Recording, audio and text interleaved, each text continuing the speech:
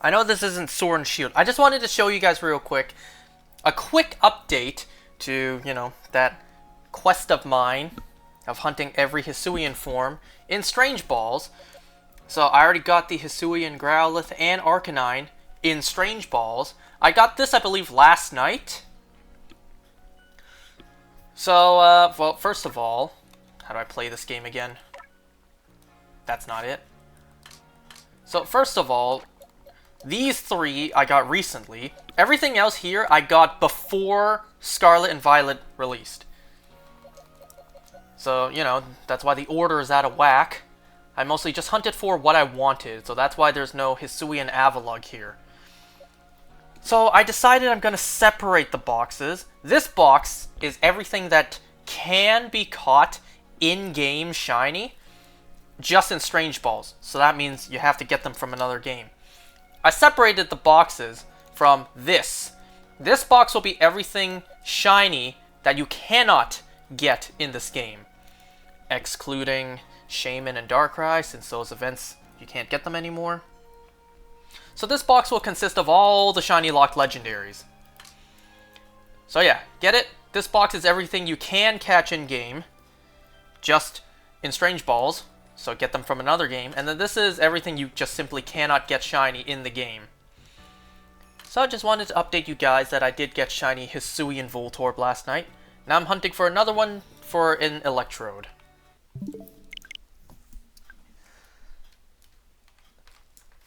And plus, I had time to show you guys that, because I'm still waiting on 2 other people to join.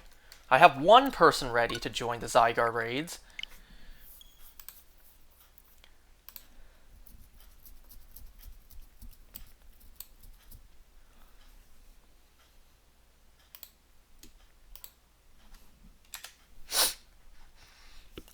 Yeah, nobody wants to join.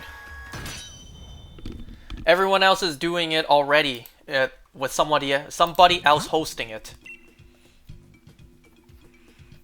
I do have stuff baking in the oven, so periodically I gotta get up and watch that.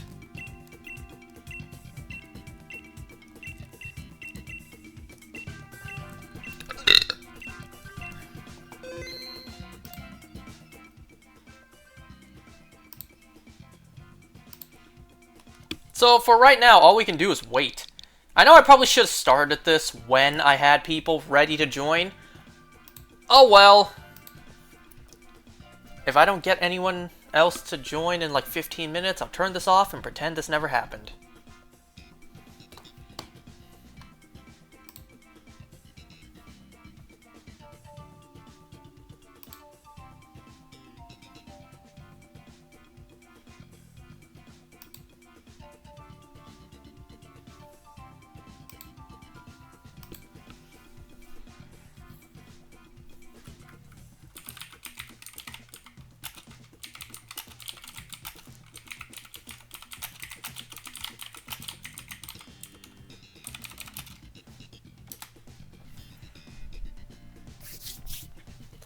So, remember that story, like last week, about me cutting my hand? Oh, you don't? Well, let me give you guys a real quick refresher. So this happened at work last weekend, or I think this past weekend. So I often need to put a key into my pocket, the key to open display cases. So I often need to put that key into my pocket, and then whenever I need to use it, I pull it back out. So, one time, like this past weekend during the day, I stuck my hand in my pocket, trying to, getting ready to grab the key. I felt something poke my hand. I didn't think much of it. I felt something poke my hand, and then I felt it glide across my hand as I moved my hand in my pocket. I then took my hand out of my pocket, I looked at my hand, there was a red line on my hand. Something in my pocket had cut me. So, I looked into my pocket to try to see what it was. It was a piece of glass, it was a shard of glass that had came off of my phone's glass screen protector, and it was stuck in my pocket. So a piece of glass from my phone's shattered screen protector cut me. And well, that's my own fault, because for over 2 years, probably like 3 years, I just refused to change my phone's screen protector.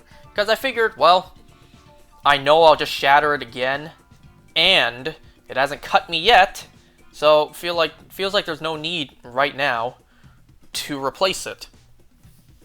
So like probably around 3 years worth of just delaying replacing my phone screen protector.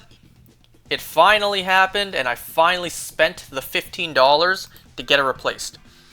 Only for last night for me to drop my phone yet again and break that glass screen protector. A brand new one, might I add. So that's why, for so long, I didn't want to replace my phone screen protector, because I just knew, eventually, not too long, eventually, I will break it again.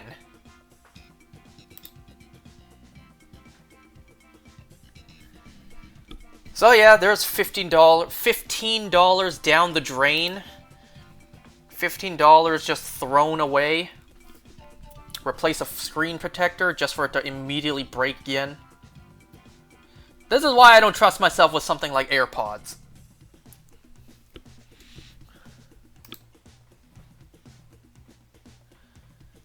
I'm only allowed to ping for people to join once every 15 minutes, and it's only been 10 minutes.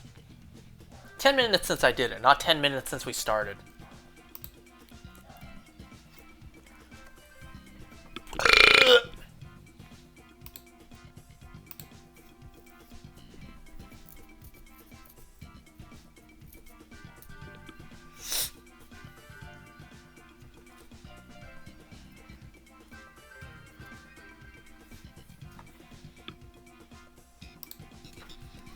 Well, I didn't get any recent shinies in Pokemon Go.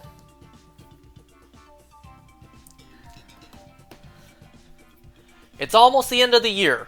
Oh, trust, I'll let you guys know just how many shiny Pokemon I have accumulated throughout this past year. Because I have them written down. Give or take a few that I might have missed writing down as I got them. But for the most part, rough estimate ballpark, whatever number of shinies I get, yeah, that's roughly how much I've gotten this year.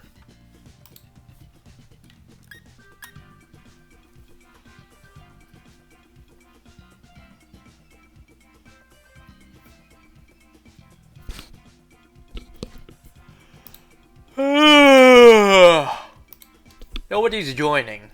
I only have one person to join, and one person's not enough. We need 4 people to actually get that Wartortle. Why is it called Wartortle? Why is it not Warturtle? But then again, I think that'd be too on the nose. Warturtle? Wartortle?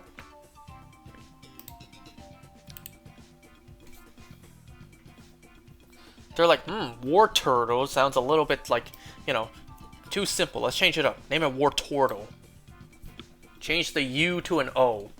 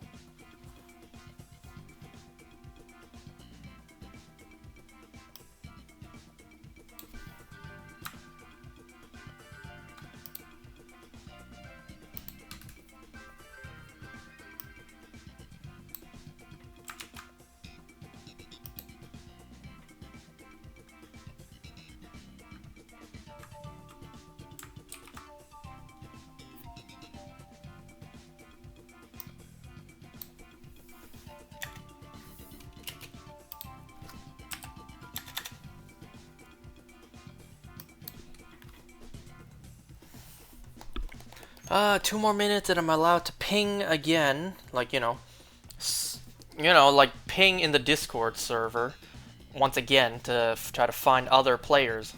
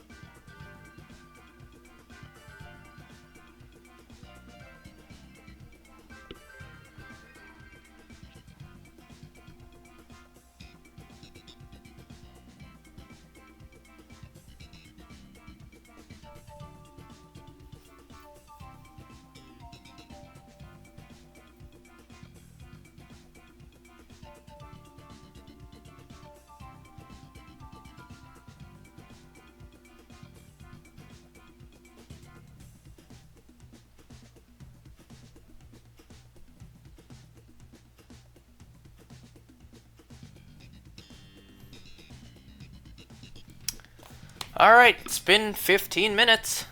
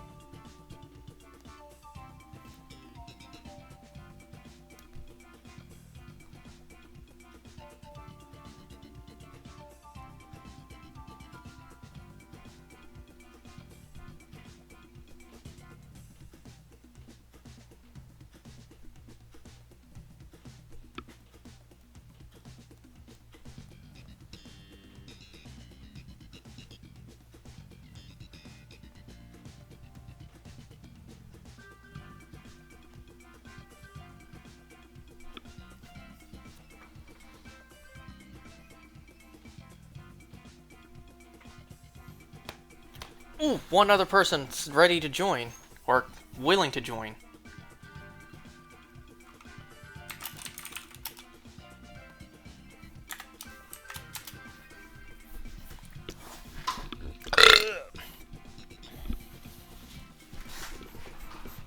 I'm gonna take this opportunity to go check on the oven.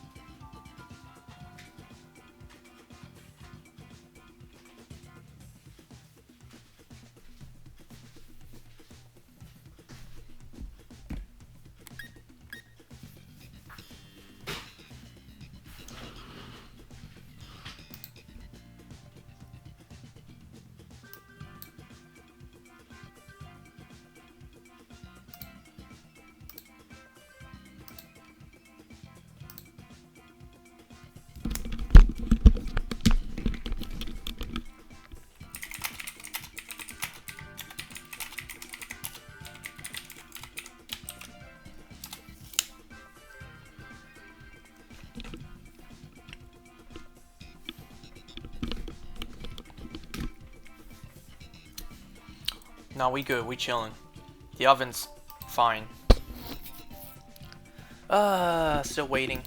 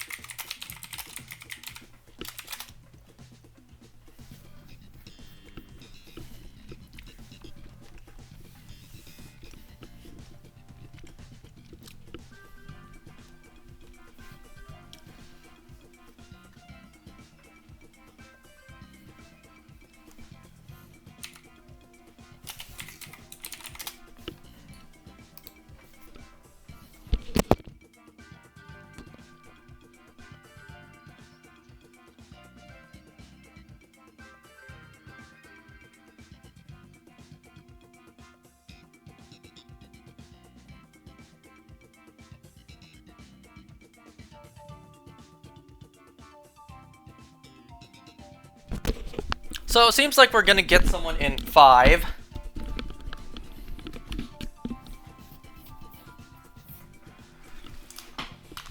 See, this is why, you know, hunting Zygarde is going to be such a pain, because it all depends on the timing of others.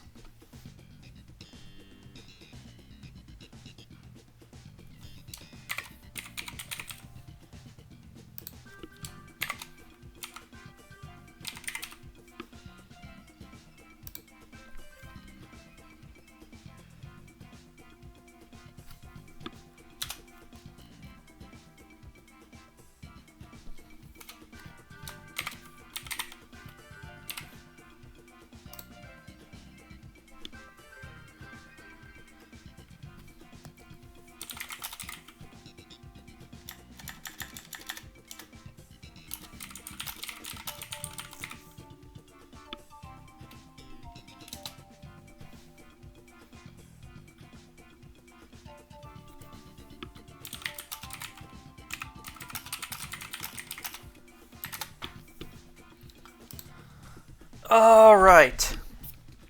So, sorry I basically wasted like 20 minutes. I'm almost tempted to just like, you know, delete this and then just pretend it didn't happen. But no, I'm gonna leave it in. Nobody watches this anyways. So yeah, that's why hunting Zygarde is gonna be such a pain for me. And that's why it's probably smarter, despite how much I don't like doing it, why it's smarter for me to host. Because if I rely on others to host for me, well, the timing of that's almost never going to line up. It did line up for the first attempt of me hunting this. But, you know, clearly not the second or third attempt. Which, by the way, we're not going to go 4 hours today. You know, we went 4 hours yesterday. That was simply because I had my day off from work yesterday.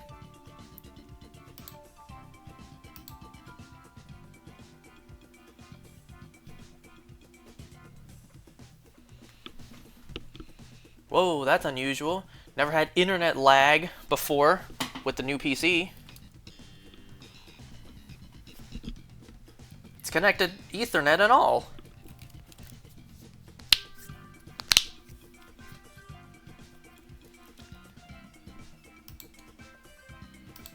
Okay, so not only do I have the oven on, I also have soup brewing. Not brewing, soup simmering on the stovetop. So I'll be right back. I gotta check both one more time before we really start.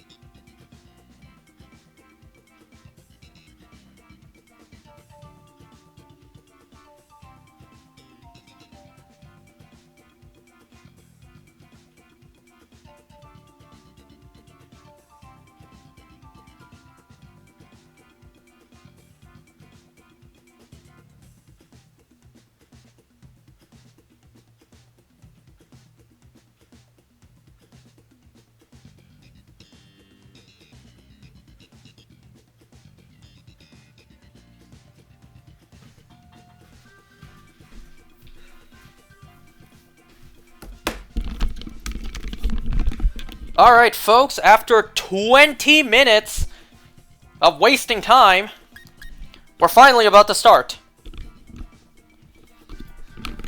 I need to close the door.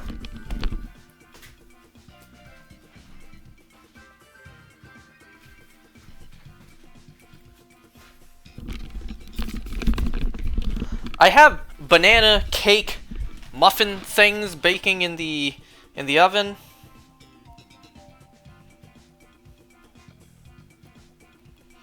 Hold on, I'm typing to the Discord.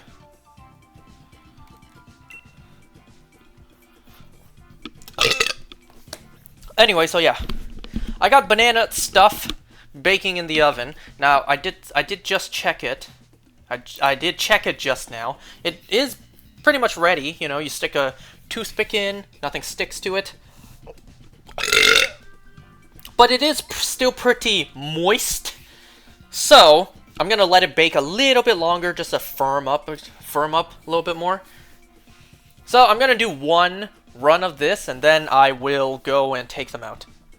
Put them on a wire rack, let them cool down completely before enjoying.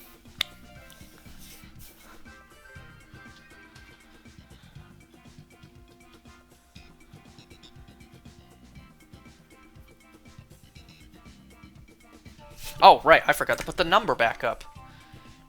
We are at 18 Zygardes seen.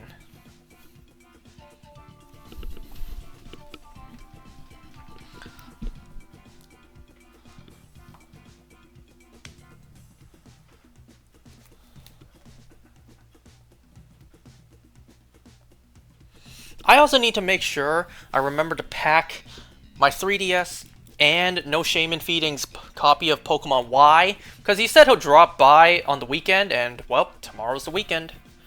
If not tomorrow, then Sunday. Hopefully.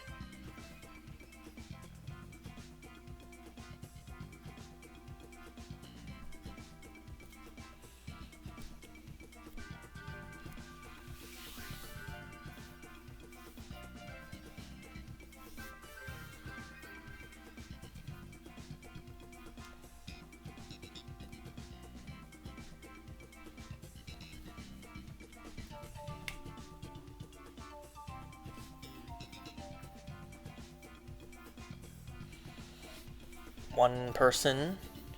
Oh, he just grabbed his Switch. Oh.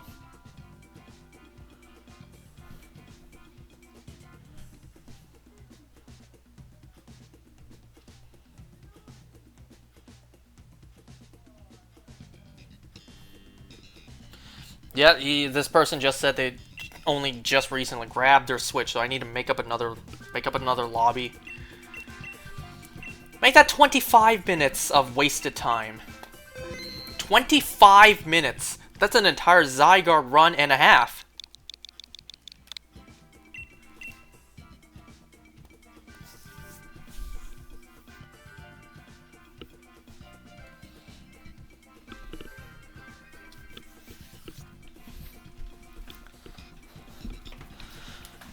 Alright, so for today, would have made more sense to talk about all this yesterday during the 4 hours.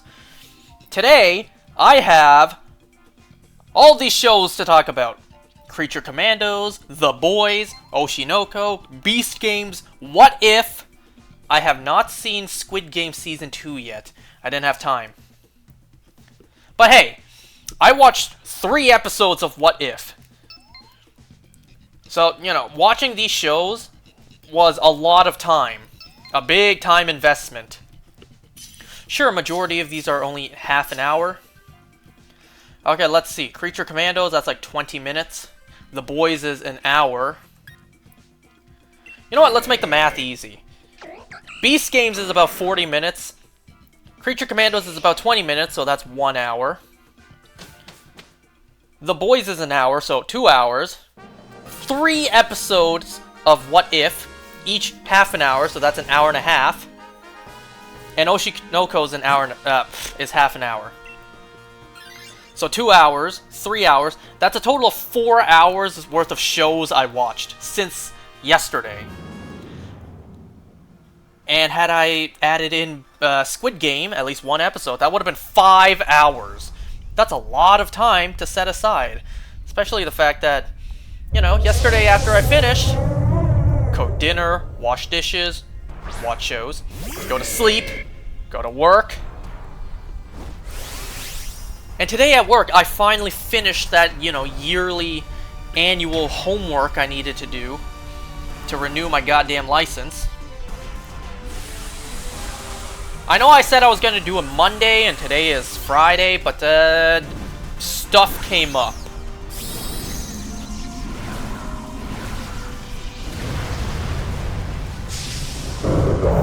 So I finally got it done today.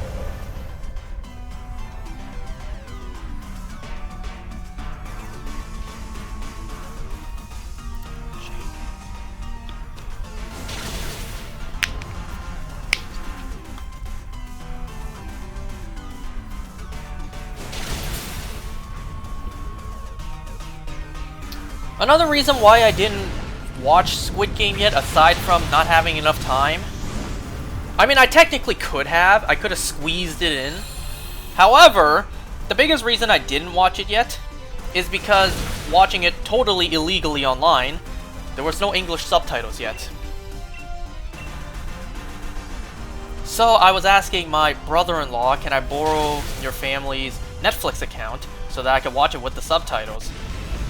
So I asked my sister to ask him for me, since I don't talk to the guy that much, except for the times he comes over for dinner. I could just text him, obviously, but it's like, well, I don't quote-unquote text him that often either. So yeah, there was no subtitles, so I didn't want to watch it just yet. Whatever, I still got 4 hours worth of shows to talk about with you guys. The whopping 0 of you that watch this and care.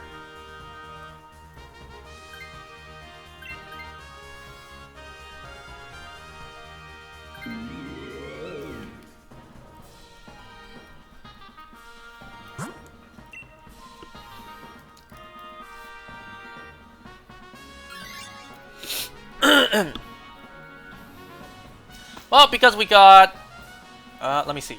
How many episodes worth of stuff to talk about? 1, 2, 3, 4, 5, 6. We got 7 episodes worth of shows to talk about. So let's talk about them, shall we? Let's start off with the new episode of Creature Commandos. This was episode 5. Let me look it up. Which episode was this?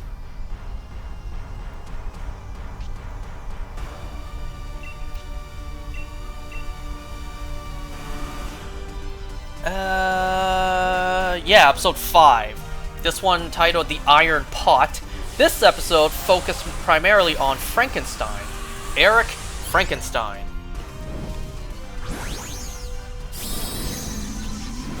So, it mostly jumps back and forth between present and past, like a lot of the previous episodes have. So, the past portion of the episode follows what happened after the bride basically burnt down the castle where she and Eric were born.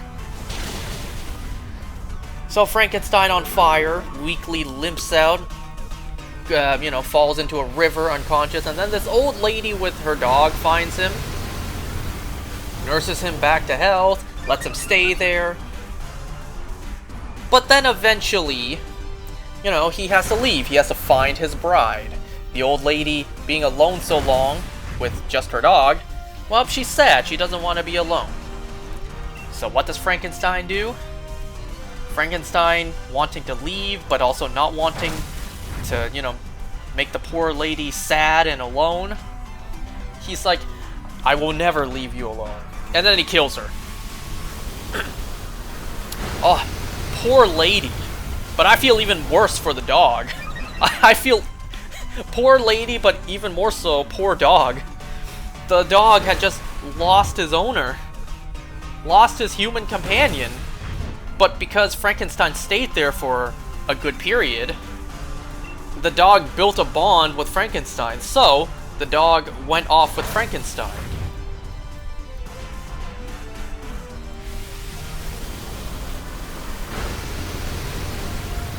Poor dog. Poor dog, I tell you.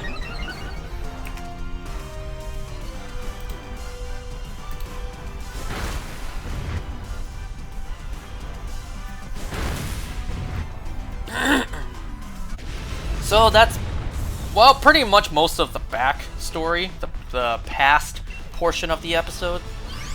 The present, well, so Rick Flag Sr. and Frankenstein are at that university campus, looking at that one character from the last episode who is a professor at the university. You know, she's acting all weird towards students, so they're like, this person acts a little strange, don't you think? She's also really behind the fact that Cersei's visions are true. So, let's go investigate her. They investigate the house, they find the real professor killed.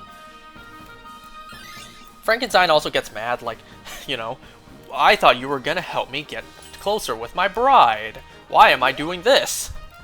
Why are we doing this? So because they found out the original professor was killed, well, later the imitation professor comes in, and it turns out it's Clayface. I found it so funny that Clayface, relaxing with beer, sat down on the couch and just turned on Xbox. I found that so funny. I don't know, something about the Batman supervillain character Clayface playing Xbox is pretty funny. I think the only other show you would ever see that happen in would be Harley Quinn. Like, I don't think even the comics do that, you know?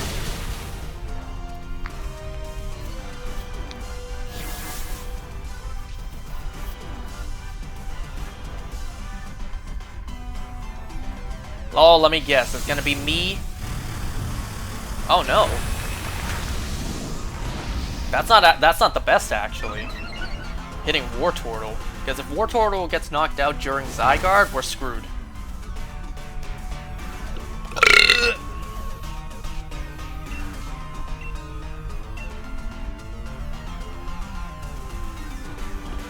So they fight Clayface, Rick Flag Sr., and Frankenstein. Clayface actually seems like he broke Rick Flag Sr.'s back. So, scared what'll happen in the next episodes.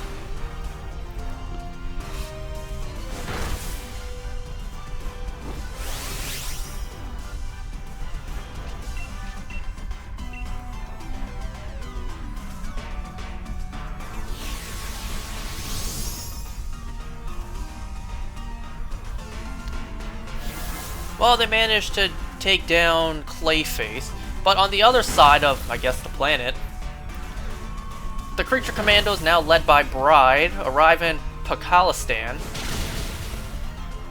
They need to kill the princess under orders, but then they're made because Rick Flag Sr. he warned her. He warned Princess Ilana that they're trying to kill her now.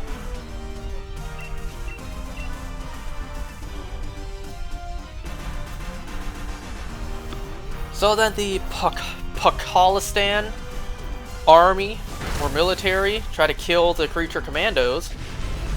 So now they got this back and forth fight. Nina once again does nothing.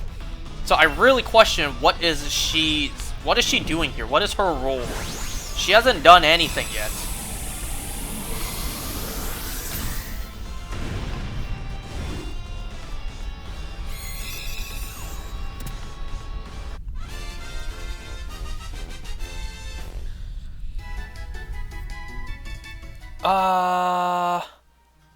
What was that character's name again?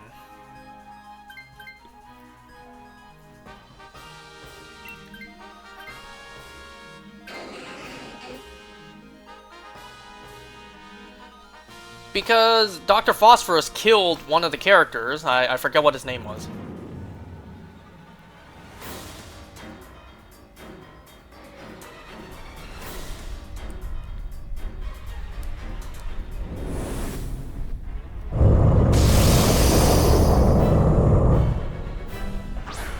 Like the commander-in-chief of the Pakistan army, like the one character of...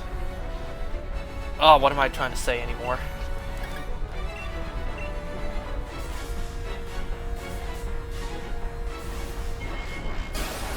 Why am I thinking to call him Alexei? Is his name Alexei? It is! It's Alexei! Aha!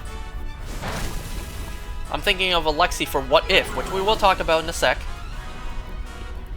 So yeah, Dr. Phosphorus killed Alexei. Which, I did, my jaw did drop there. Not gonna lie. Like, damn, I didn't expect that. But, you know, that's James Gunn's writing for you.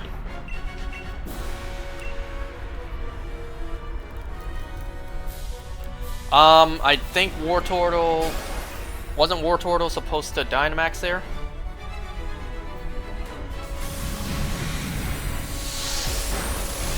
Aw, shit!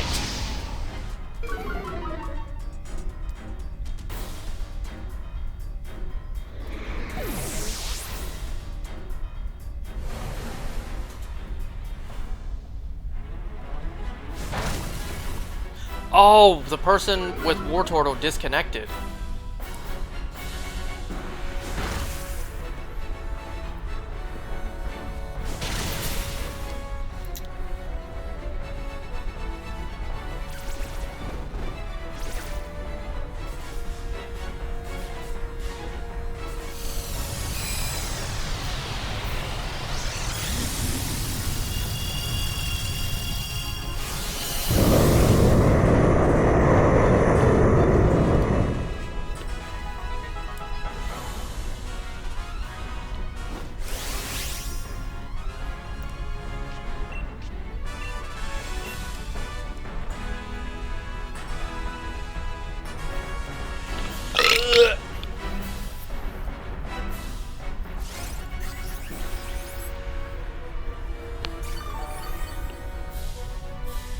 Oh, look, a heal cheer. That's better than nothing.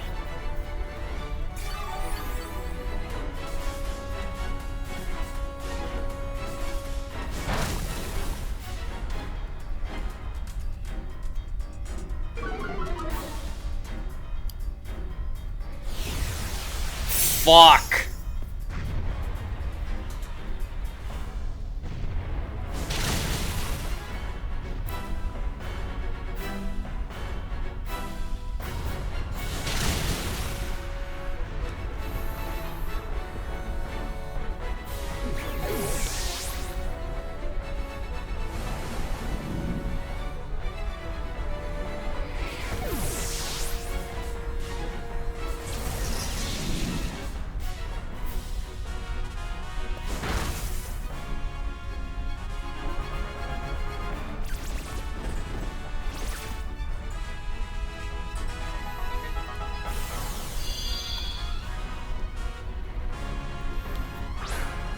If RNG is on our side, we might still be able to do this, though we have to prepare for that not happening.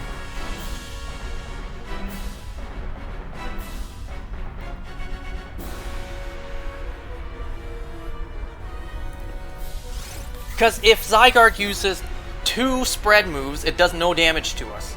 And then when we come back, if Zygarde does 2 spread moves again, we might have a chance, maybe.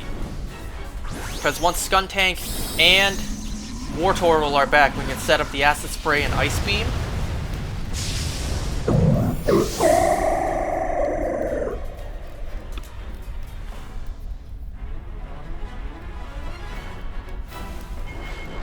So it's all on luck.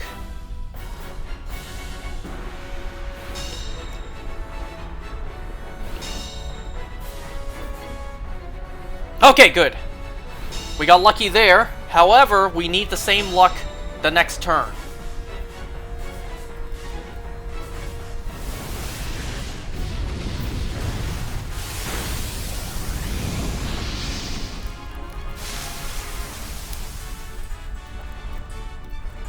I love the scene where Dr. Phosphorus gets completely naked. And then, like, you don't see anything. He's just radioactive energy and bones. So, you know, a tank is rolling up. He just sticks his middle finger up and he just completely burns through not only the tank, but the people inside as well. Middle finger burns right through the people's faces. Come on, RNG.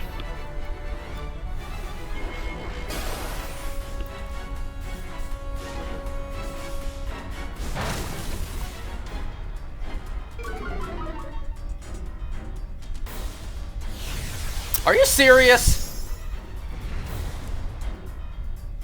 No! Okay, it didn't kill.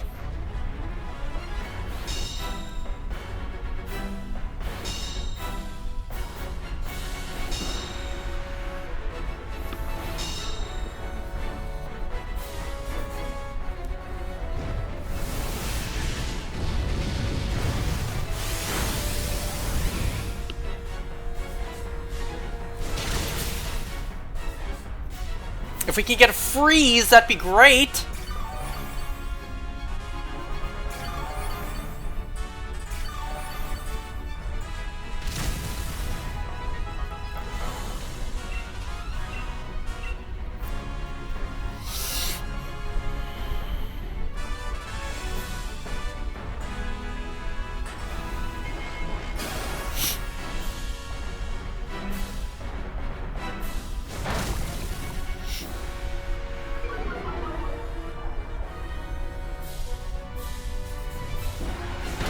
Okay, bind doesn't do really anything, so that's fine.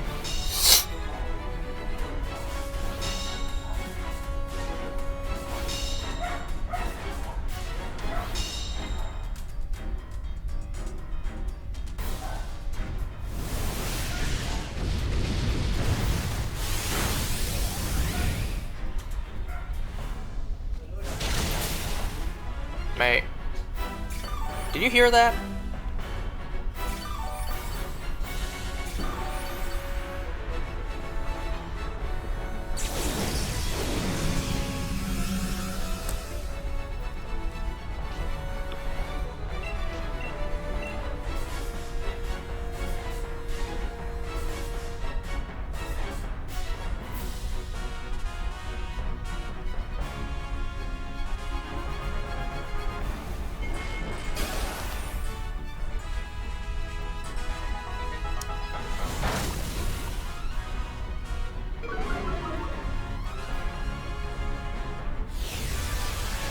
It keeps resetting its stats. No! Oh! We lived!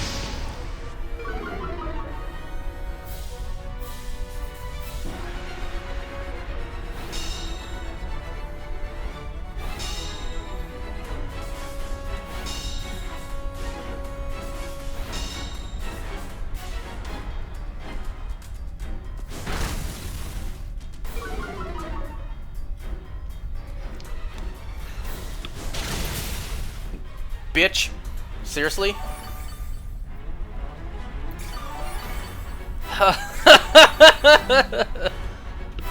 I think I outspeed. So if I don't use, man, it's now or never. It's do or die.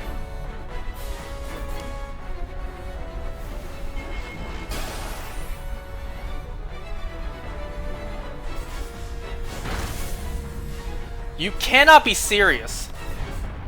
Okay, bind doesn't do anything. Yes!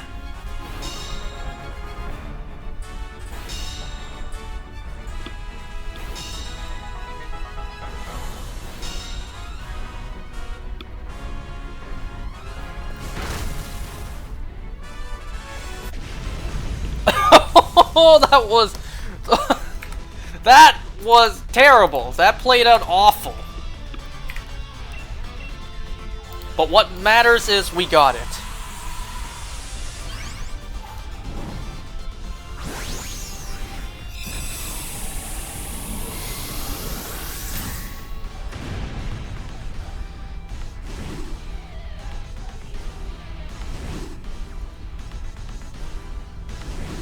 How do we get a...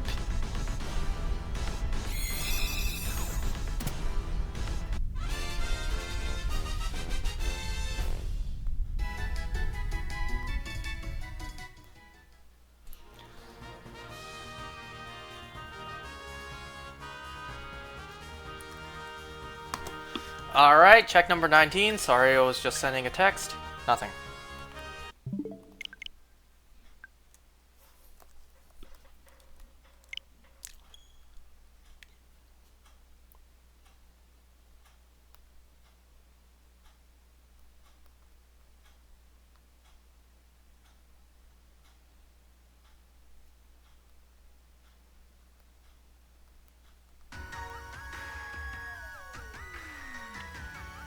Alright, so...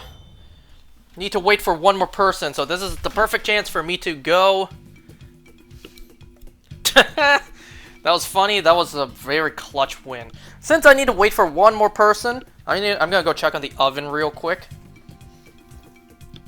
I'll be right back.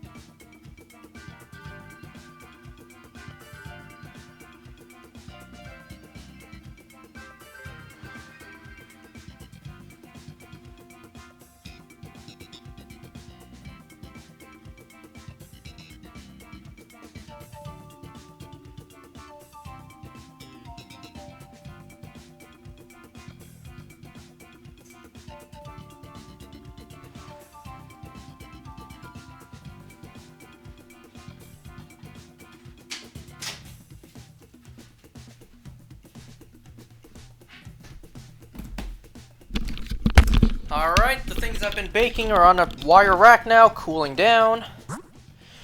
See, folks, what happened just now, sure, we still won, but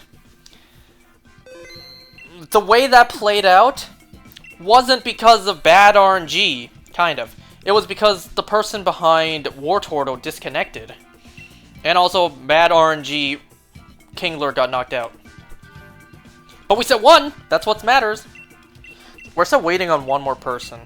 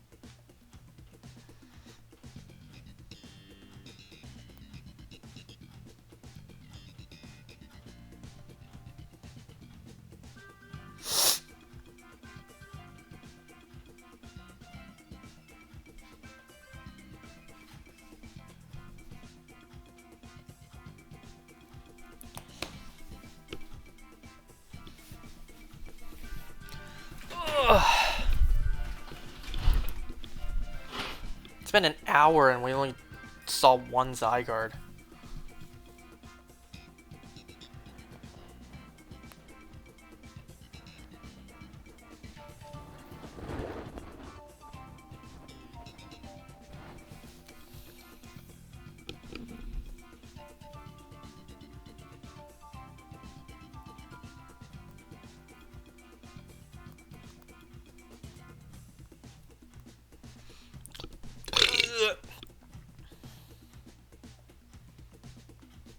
Okay, it looks like we have one more.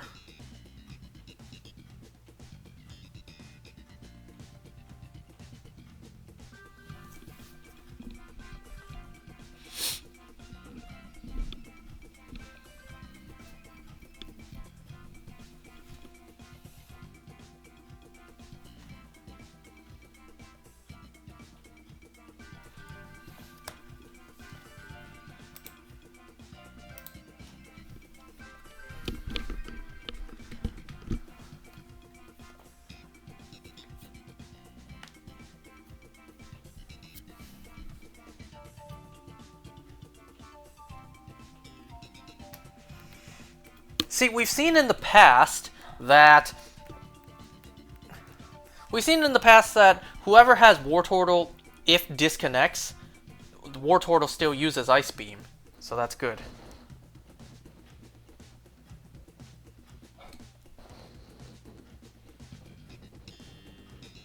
Just making sure everybody's ready to join.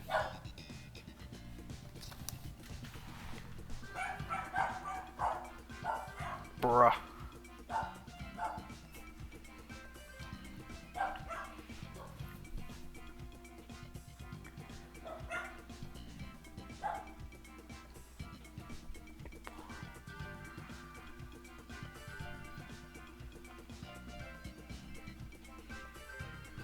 I'm gonna assume everyone's ready, because not everyone's replied.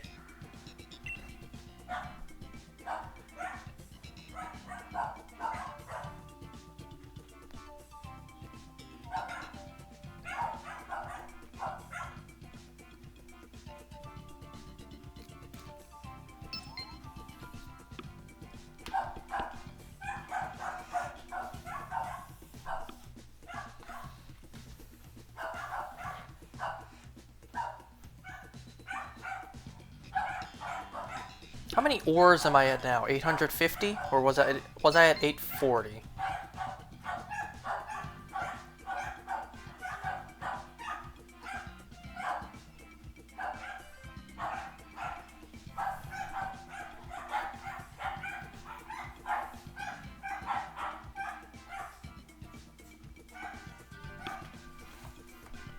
Did someone else just join but leave?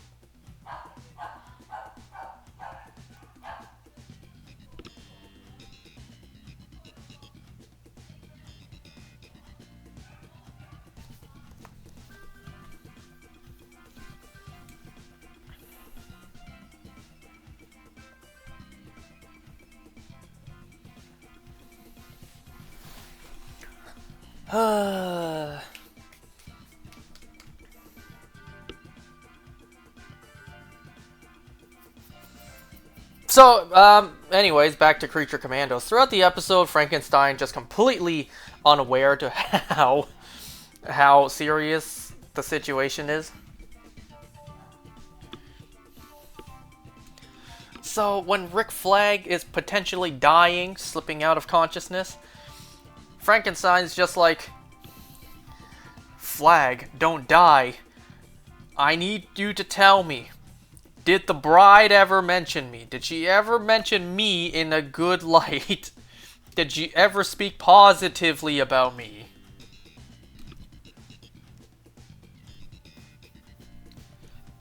Okay, I gotta redo this.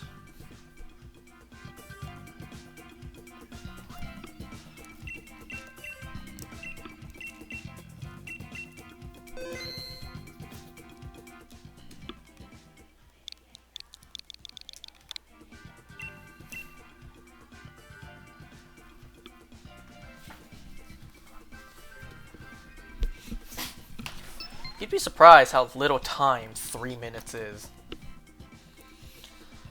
And well, that's mostly it for Creature Commandos.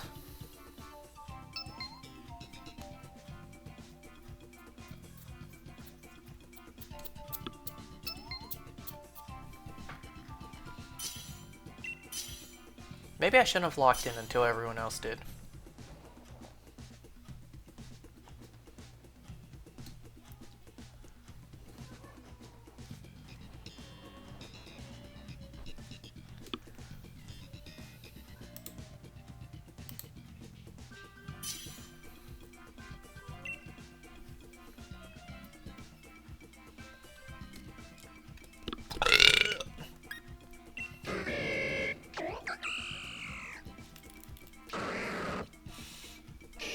If anyone here is okay to disconnect, it's player 2. Players 3 and 4 are crucial. Well,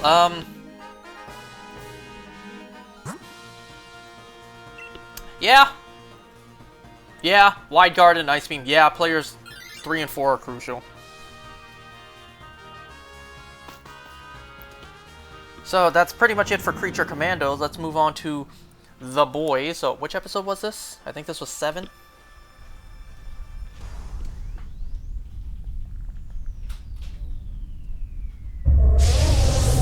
Let me double check. This was episode 7 of season 1.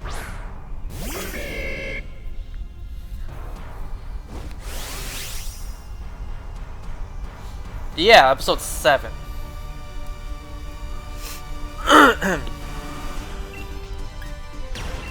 So episode 7 of The Boys. A couple things happened. First of all, I just want to say that when I was starting watching this episode, I was watching in my living room TV, which is right in front of the kitchen. As I was watching, my sister just happened to be there, making the dog's dinner. So the scene where Huey and Annie are fucking, you know, that just happens to be on. You know that thing where the parents always come in at the worst time? Well, the same logic applies to siblings too, I guess. So my sister just happened to be there when Huey and Annie are making sweet love. And then my sister's like, you shouldn't be watching this. Forgetting that I am a grown-ass adult, almost in my mid-20s.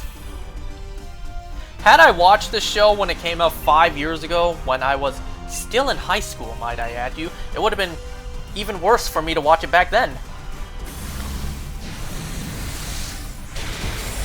Okay, at least that wasn't a one-hit KO and Marowak swap, so it's no big deal. So yeah, you know, it's just that thing where adults or older siblings, if you're younger than them, they will always see you as a child, no matter how grown up you are. And don't get me wrong, I am nowhere close to grown up. I act the way now, basically the same way I acted a decade ago, just less impulsive, I guess.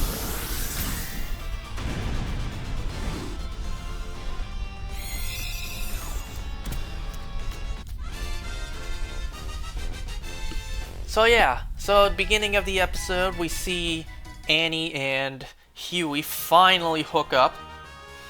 But then Annie is seeing some red flags, like, why didn't you invite me to your house? Why did you bring me to a hotel? You know, Huey makes up a decent excuse, like, you know, my dad, he'll heat you up some pizza rolls.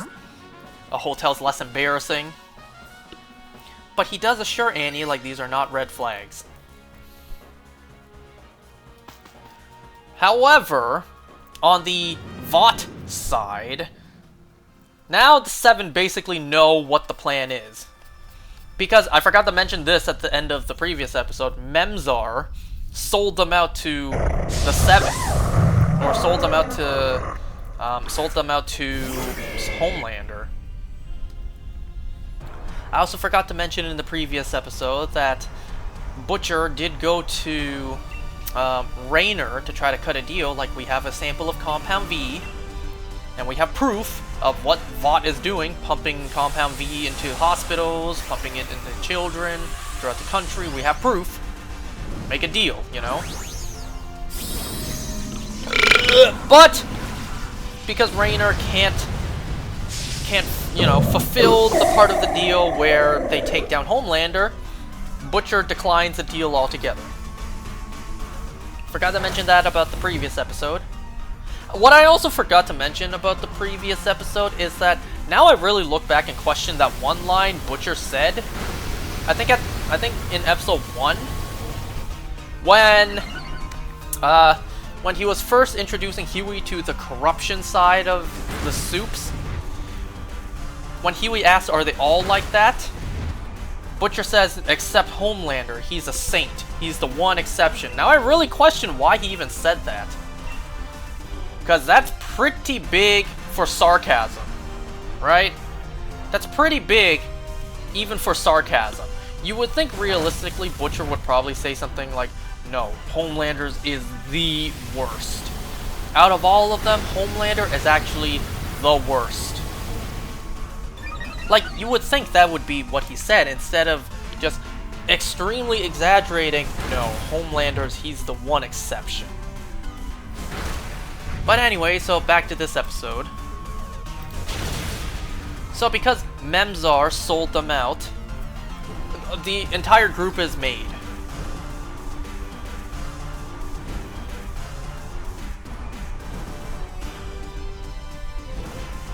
I need to tell the people aromatherapy.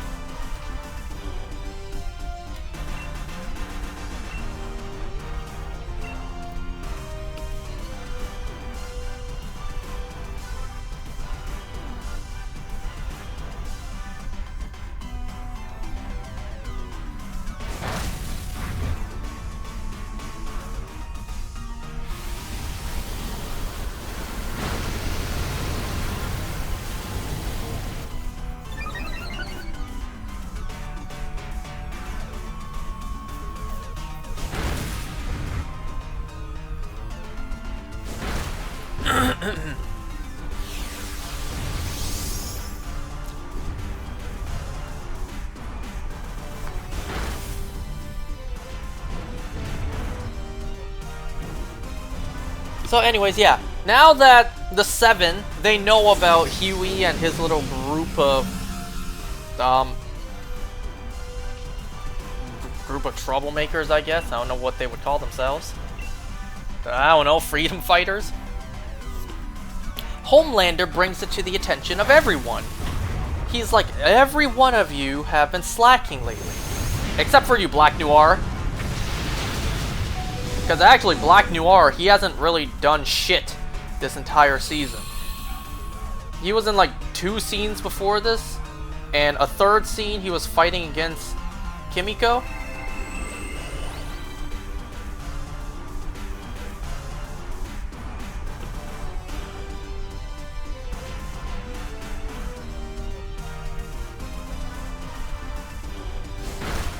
So yeah, Black Noir, he hasn't really done anything. So he reveals to everyone, Huey. Starlight is like, no, the Huey I know can't possibly be like this. And then A-Train finally recognizes a face. Finally recognizes that, you know, he's the guy whose girlfriend he killed, and then he's the guy who he ran into outside of Popclaw's apartment.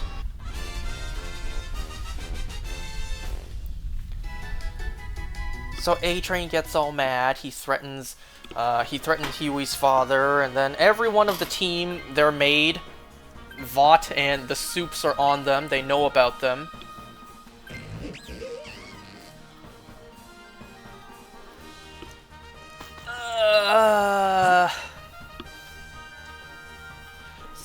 You know, A-Train threatening Huey's dad. He's like, come alone, or else. So Huey comes alone, supposedly. And then A-Train, being like a spoiled brat, just a back and forth. This all started when you killed my girlfriend, A-Train. Oh, how many times do I have to tell you? That was an accident! And then you killed my girlfriend, Popclaw, to get back at me? It's like delusional. Delusional, because A-Train was the one who killed Popclaw himself. Trying to pin the blame on her, huh? What? On him, huh? Or maybe in A-Train's mind, he's thinking like, had you not done any of this because I accidentally killed your girlfriend, I would not have had to kill her to cover everything up. So you made me kill her, so you killed her. Maybe that's probably A-Train's logic. God, A-Train's a douchebag. But then, surprise, Kimiko shows up out of nowhere and then completely breaks his leg. Damn, how strong is this girl? 1 hit, and his leg is completely snapped.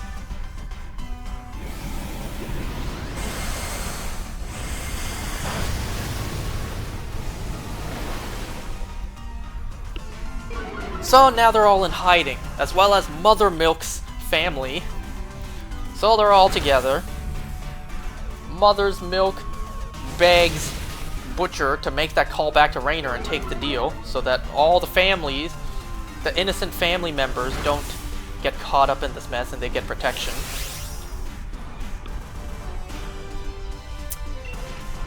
I think Rainer is with the CIA or some sort of agency, or FBI, one of the two.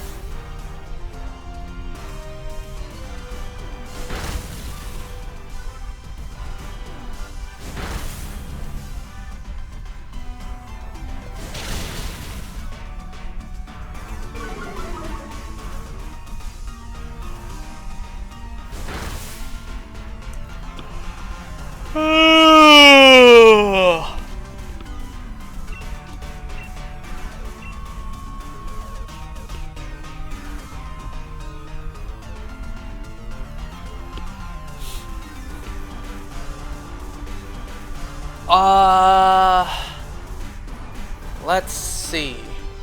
Also, at the beginning of the episode, we open to a flashback to, I believe, like 8 years earlier. Christmas party, Translucent's still alive. We see a clean-shaven Butcher with Becca.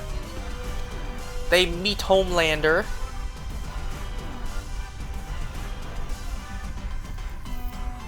Later on in the episode, we find out exactly what happened to Becca. First of all, Homelander, now seeing the faces of these people that are after them, he recognizes Butcher and then remembers that, oh yeah, Butcher, the husband of Becca. So then he goes to this doctor who I believe once worked for Vought, reveals that Homelander's name is John. So this doctor guy, he reveals what really happened to Becca.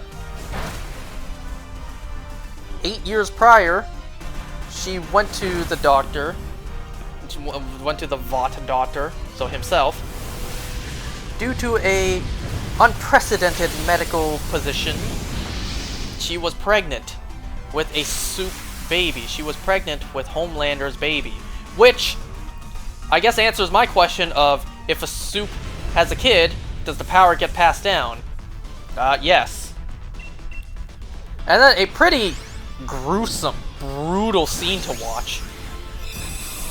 It's like, oh my god, this scene was horrific. It was also revealed that the fetus inside of Becca was growing at an unusually fast pace. So, the baby, oh my goodness, the baby clawed its way out of the mother, which, oh my god, that was a lot of blood. And that, oh, can you imagine that? How painful that would be to die? What a terrible way to die. So, the mother died, like, damn near on the spot from all that blood loss, and then the poor baby drowned in its mother's blood. My god, that is dark.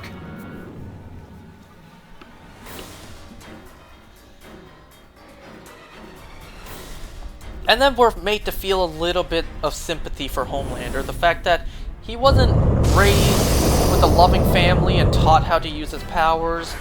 He was raised in a lab, a stone-cold lab around doctors and scientists with no family, no love whatsoever. Poor Homelander, but, you know, the stuff he does is still despicable. Which, you know, I have to ask myself, and I'm sure people who have watched this show probably have asked themselves too. If I were a Soup, if I had, let's face it, if I had Superman levels of power, would I be Boy Scout Superman, or would I be a little bit unhinged Homelander?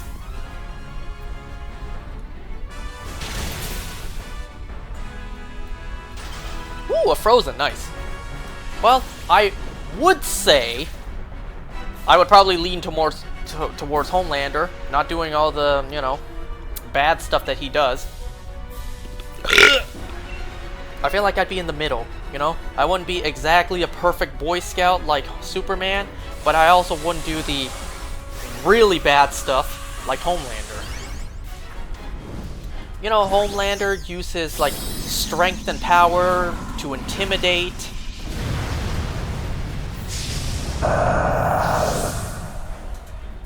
I mean, I wouldn't leave people for dead in a hijacked plane just because, you know, capitalism.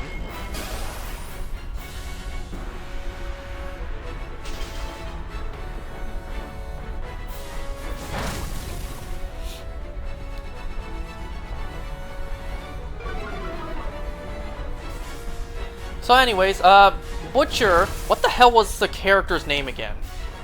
Mallory?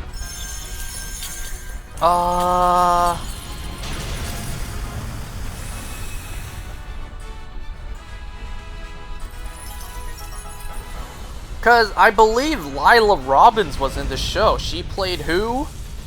I recognized her as Pamela Milton from The Walking Dead.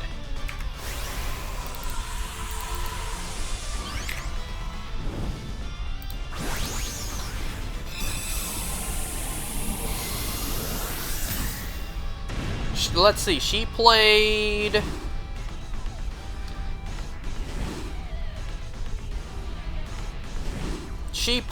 what the hell was her name?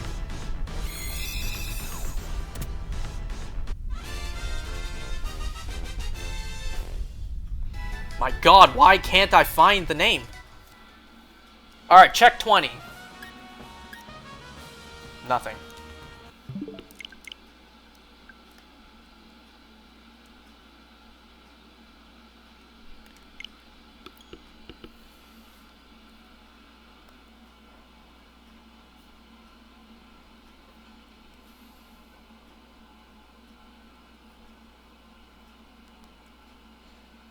I think it started with an M. Mallory! It is Mallory. So we also meet Mallory for the first time in this episode, in that flashback. There was constant hints and little drops throughout the episode. Not the episode, throughout the season so far. Like, remember what happened to Mallory's grandkids, or whatever they said.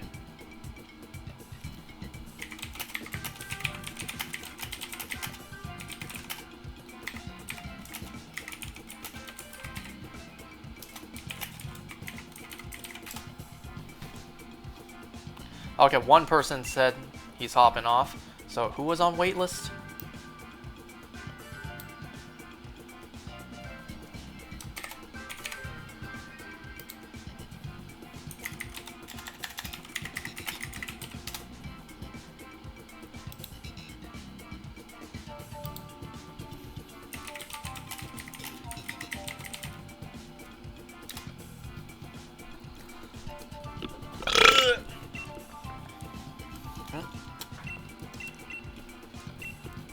So yeah, we finally meet Mallory, so we're also gonna have to see what happened to her. With them building it up, ooh, I'm expecting something bad.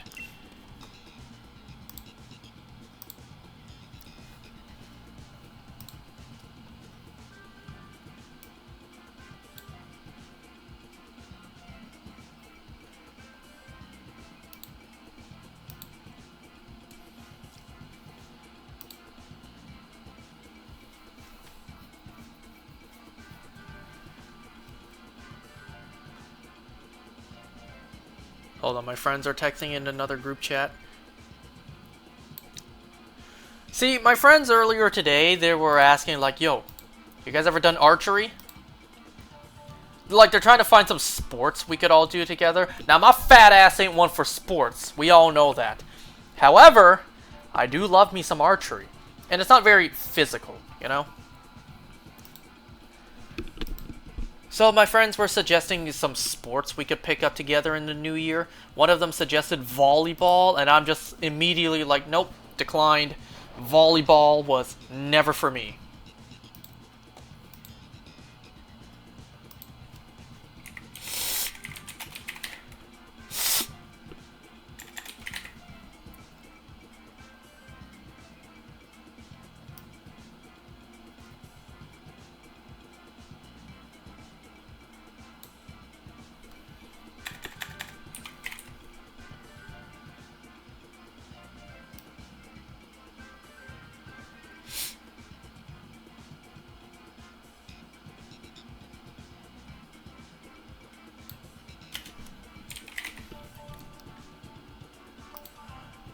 Uh...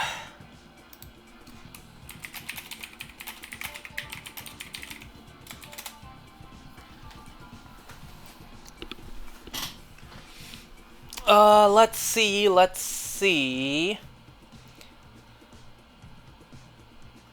So Huey is torn between choosing the side of, the side of his new friends and getting getting justice for Robin, or the side of, the enemy, but Homelander, what the hell am I saying? But the side of the Seven because of, Starlight. Well, Annie finds out and is understandably upset. Okay, yes, I need to look for another player. The person on waitlist said he's tuning up, signing out.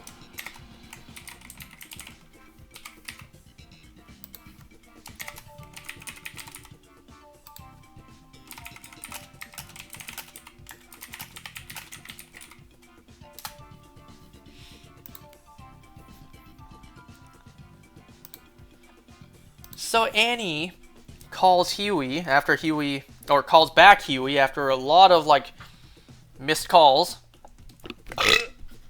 She's like, I need to see you. You need to explain this and make it make sense.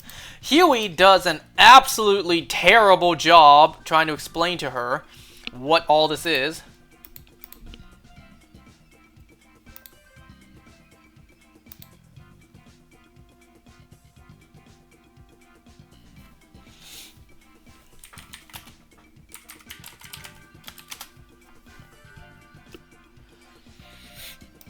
See, he should have started off like, it all started when A-Train accidentally killed Robin. And then basically explained, okay, so this random guy showed up at my work. He offered to help get justice for Robin, made me sneak into Vought to plant, plant a bug so we can hear. But Translucent saw us, and then, blah, blah, blah. We took down Translucent, but he saw us, so we had to kill him, because if not, Homelander would see us and kill us.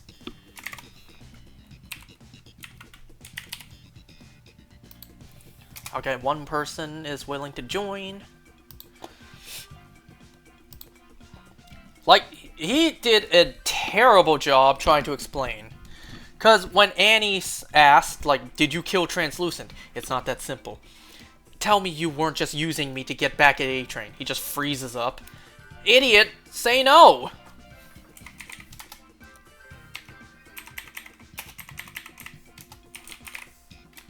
But he just freezes and stutters and hesitates. So then Annie's like, that's it. I'm taking you to the police.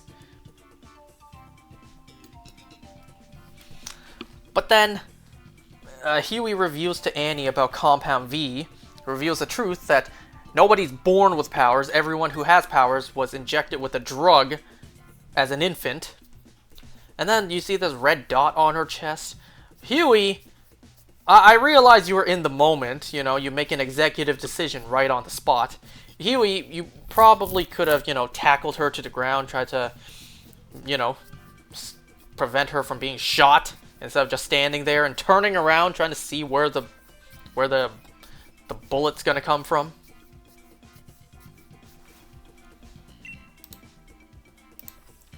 So Butcher's there. Butcher shoots Starlight twice, but she's alive. And Huey runs off with Butcher, making himself look even worse.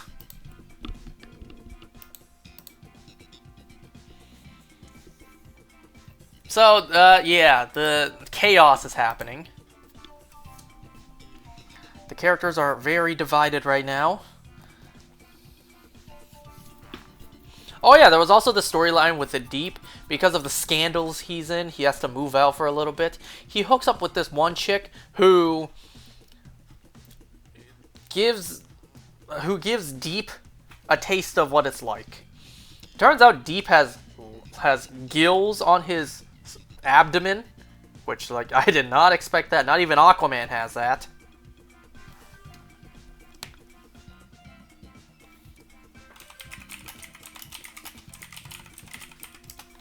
Did I forget to connect? I think I forgot to connect online. Because they're saying they're not finding me. I did.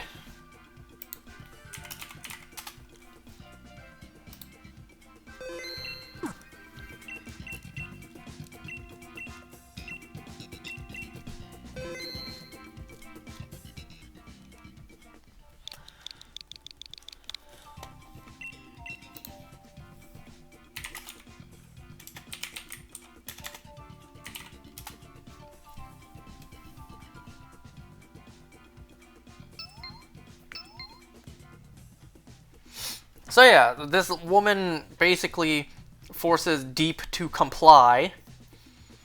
It's like sticking her hand into his gills, which I guess realistically would hurt.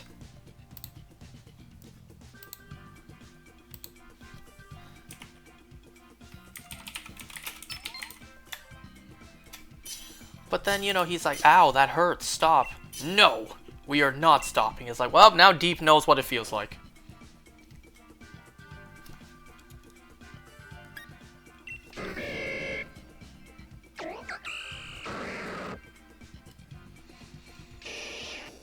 What I'm really kind of hoping for is for the Deep to now truly know what it feels like and give like a genuine, formal apology to Annie. Because we saw him rehearse and do several takes for his quote-unquote public apology with no sincerity or no remorse behind it. So I'm hoping we get that apology, like genuinely.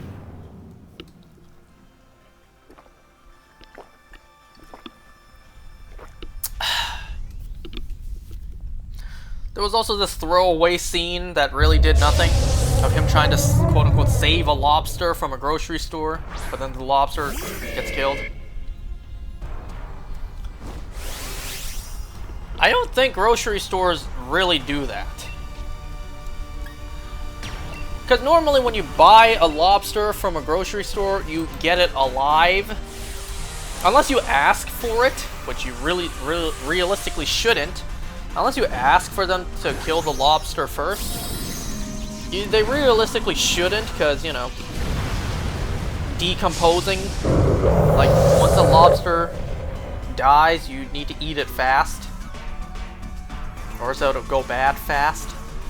So that's why you typically don't get already deceased lobsters from the grocery store. Now, it's not going to decompose right away, like, within 5 minutes of it dying. But still, you do realistically want to hurry up and prepare it. The sooner the better. And now I'm wondering, what's Deep going to do with that lobster? You know, he can't just say, oh, never mind, I changed my mind, I don't want it anymore. Because they already killed it. They already killed it for him.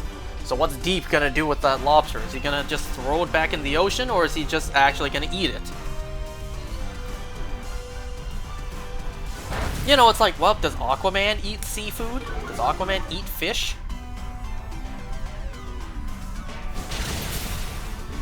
I realistically don't see why not, right? Us surface dwellers, us plebes who live on the land, we eat land animals, so why doesn't someone who originates from the sea eat animals from the sea? Right?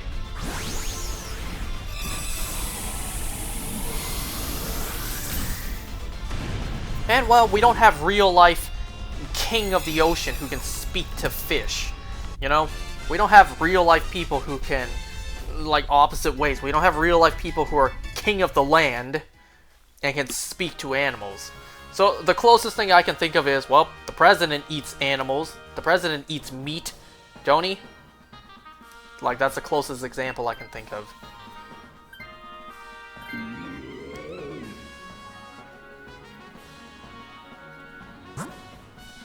Is there anything I'm forgetting about this episode? Well, yeah, the scene where Mallory... The scene where we meet Mallory... There's, like, security footage of Becca hooking up with Homelander. It doesn't really look like Homelander, you know, forced himself onto her. It looked pretty consensual, but then again, it's hard to tell. It's security footage. Who knows what really happened? Hell, maybe, who knows, maybe Homelander blackmailed her with something. That could also be the case.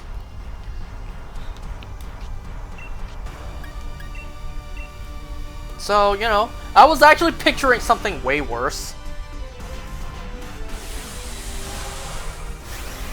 Because it looked like, from the security footage, Becca went into the room on her own accord.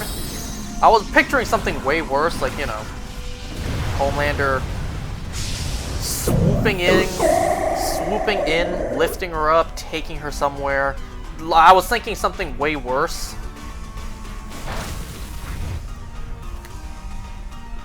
I don't think there's anything else to mention about this episode. Small details that aren't really worth mentioning, like Queen Maeve having a little chat with Starlight. Is that really worth mentioning?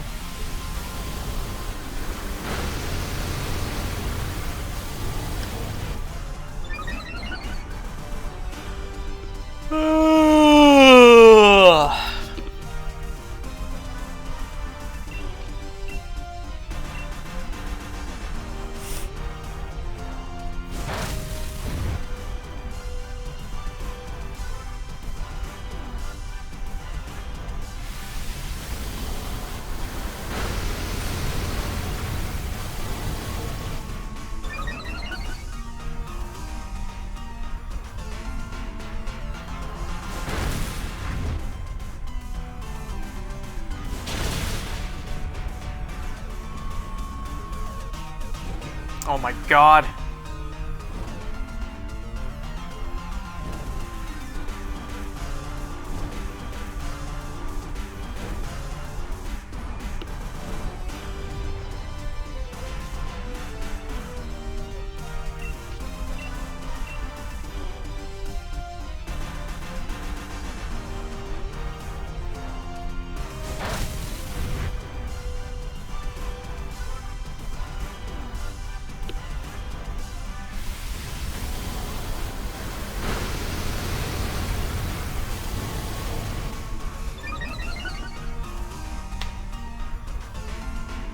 I think that's it for the boys episode. I don't remember if there's anything I'm forgetting to mention.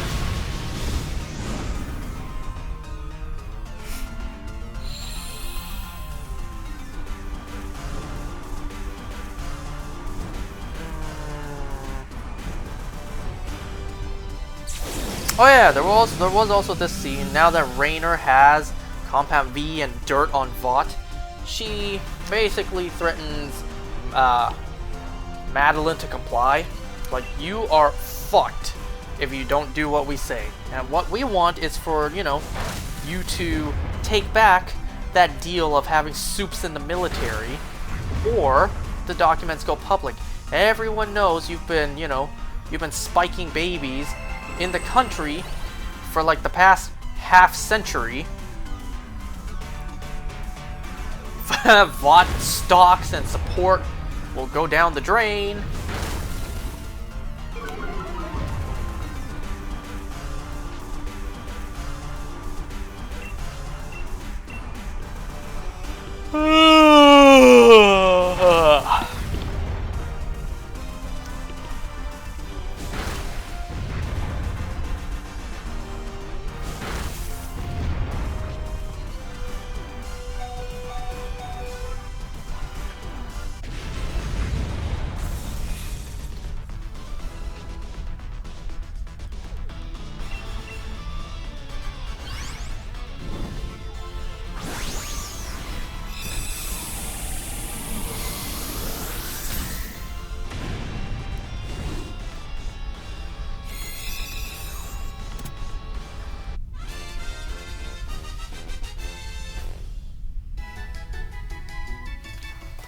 So now they also saw security footage of a soup terrorist, which obviously is bad. There's this guy who can go kamikaze and blow up a building without dying himself, so that's a pretty dangerous power to have. Especially, you know, for a terrorist.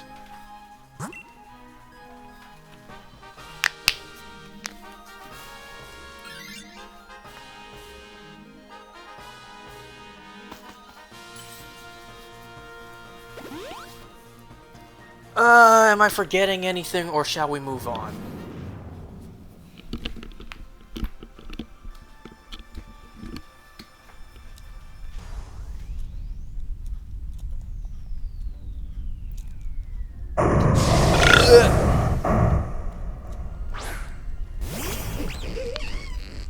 You know, if they ever do another crab Pokemon, which, let's face it, they will. You think they're ever gonna do a king crab Pokemon that is unrelated to, you know, Gigantamax Kingler?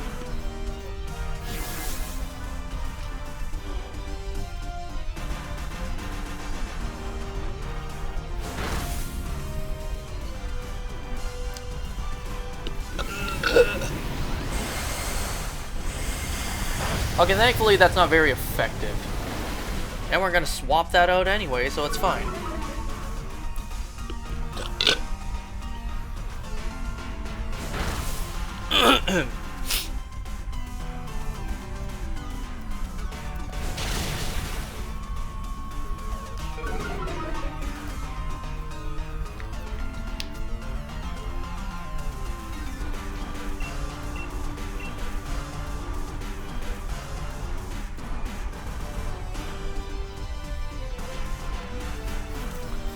Alright, well, since I can't think of anything else for the boys, episode 7, I believe.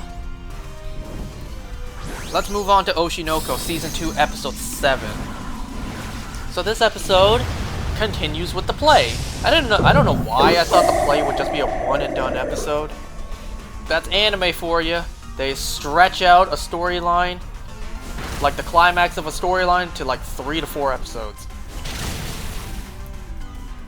So now it's looking like the play itself is going to span 3 episodes, maybe 4, depends on if the next episode will finish the damn storyline or not.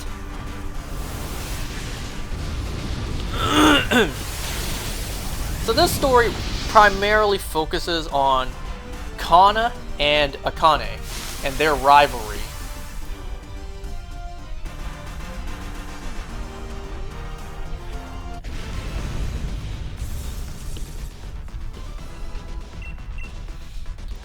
So it was really showing, you know, Akane's ability to act. And then, you know, because Akane and Kana have to play off each other in the same scene, so they both have to, you know, be good. They both have to work off of each other's acting, since they're both rivals.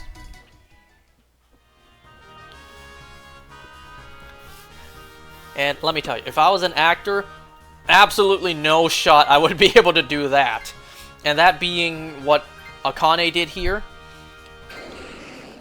Because the script being refined meant the actors, like, the pressure's on them to really perform. Akane, with her sword, is able to, like, swing it around. She's able to jump, do flips and all that. Oh, I tell you, if I was an actor and that was required of me, yeah, I'm probably screwed. If I was filming for a show or a movie, that'd be something different. I could do as many takes as I need. Rehearse as much as I need. But, you know, for a play in front, like a live play in front of a live audience, oh no, I'd be screwed. I'd be cooked.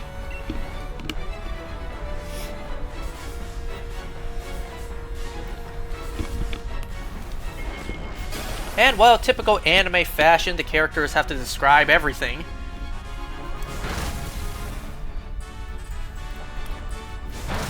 So, you know, during the moment of acting, Kana is looking at Akane. It's like, I can see that attitude in your acting. Like, I'm acting correctly. My acting is right. That kind of stuff.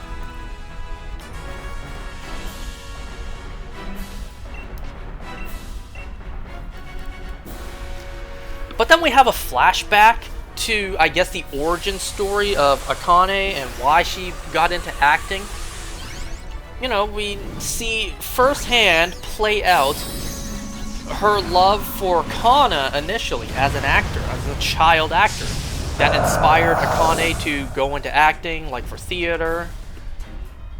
And then eventually doing an audition. We also get an origin to why Akane's hair was short, which we didn't really need an origin to that, but okay. She cut her hair shorter to mimic Akane cut her hair shorter to mimic Kana. And, well, she kept her hair short for like a decade. Because she was pretty young when she cut her hair. And then we saw her, you know, relatively more grown up in Season 1, and her hair was still short.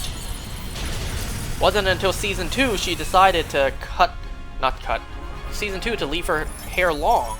So it's like, she left her hair short that whole time? Even after what happened? You know, even after meeting Kana and realizing what a bitch she is? Like, yo, man, I don't blame you, Aqua, for having no feelings towards Kana.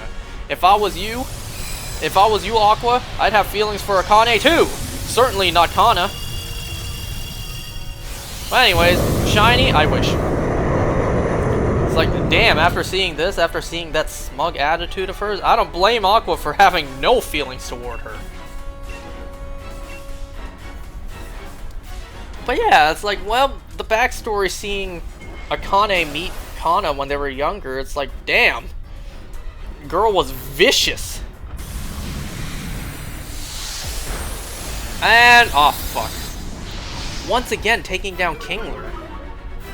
That's not good. That's very not good. Did Zygarde reset its stats? I didn't see.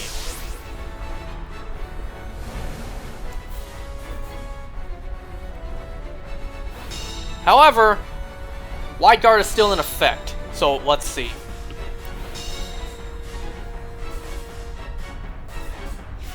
Okay, Acid Spray did land. I don't think War Turtle went yet. Nope. I don't know if Zygarde reset its stats. I didn't pay attention. Come on!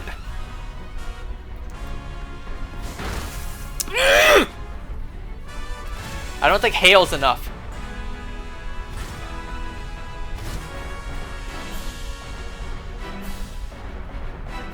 Are you fucking serious? It's a 1 HP!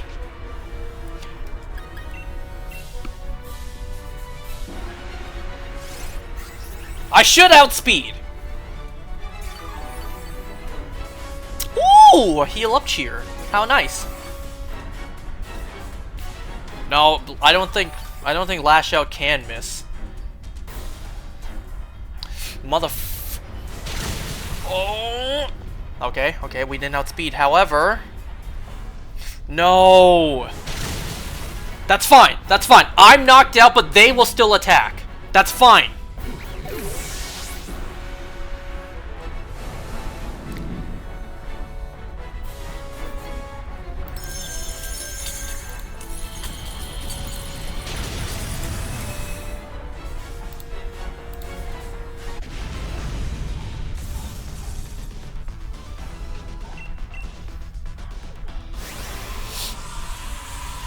It's so hilarious to me this path actually works.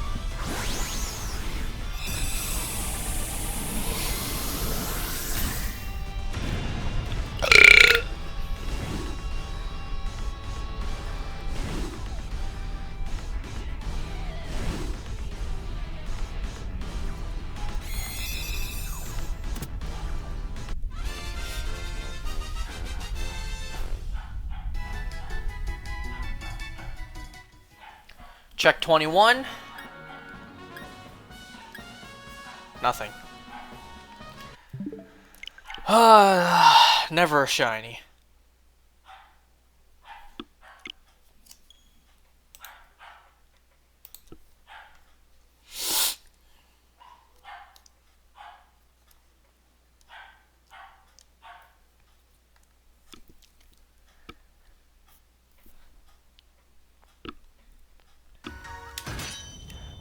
T 22 will be your lucky encounter.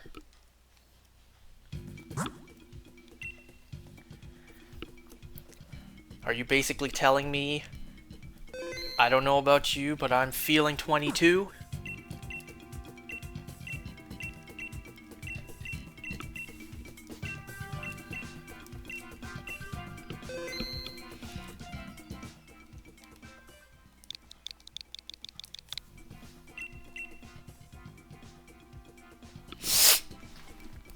Anyway, so after Kana was an absolute bitch to Akane, like, my god, this little girl is vicious.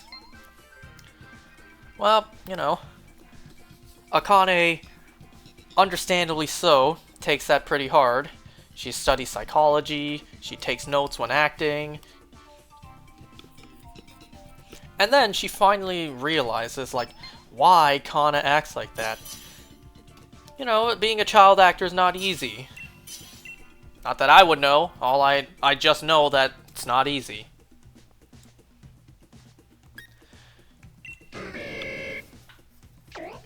You know, she has to do what adults tell her to do, and then... Kana wanted the feeling of being needed. She wanted the feeling of, like, we want her to be in our project. We want Kana to act in our project because she's just that good, that recognizable. And who can really blame her for wanting that feeling? See, that's the struggle with child actors. They grow up, they're not young and cute anymore, so, you know, they don't get many jobs anymore because they're growing up.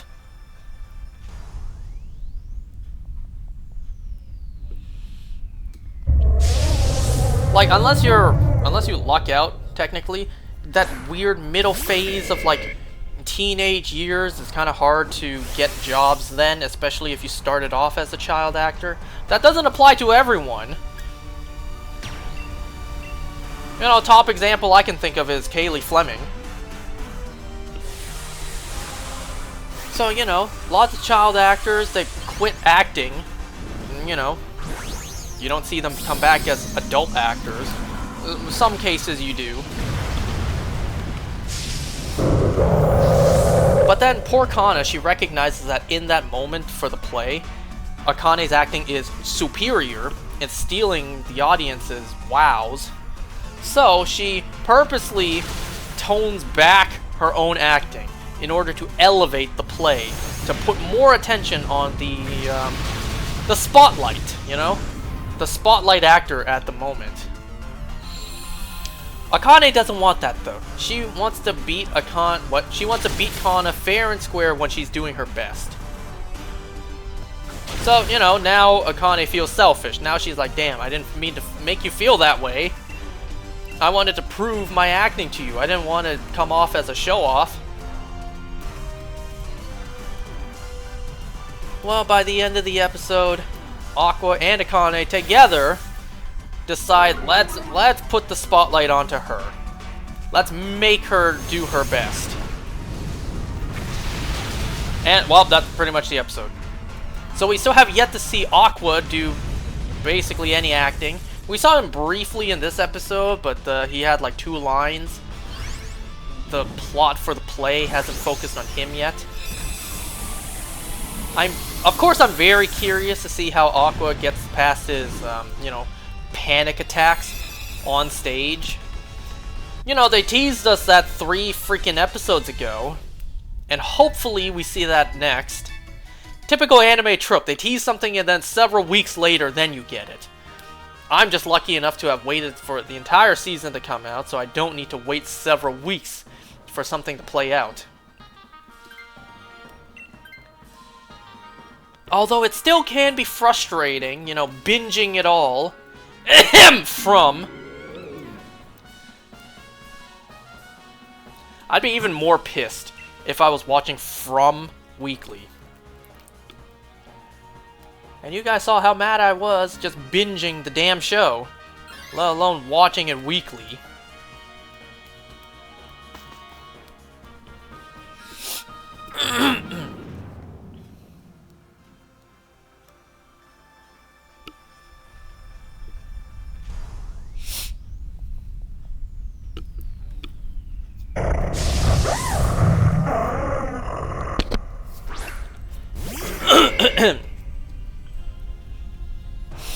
You know, there was also this one scene in this episode where young Akane was meeting Hana, and, well, this dipshit accidentally spills the beans, like, Kana-chan, it seems like they're already picking you.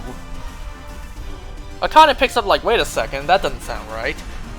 Aren't you supposed to, you know, have an audition and then pick the best person for the job?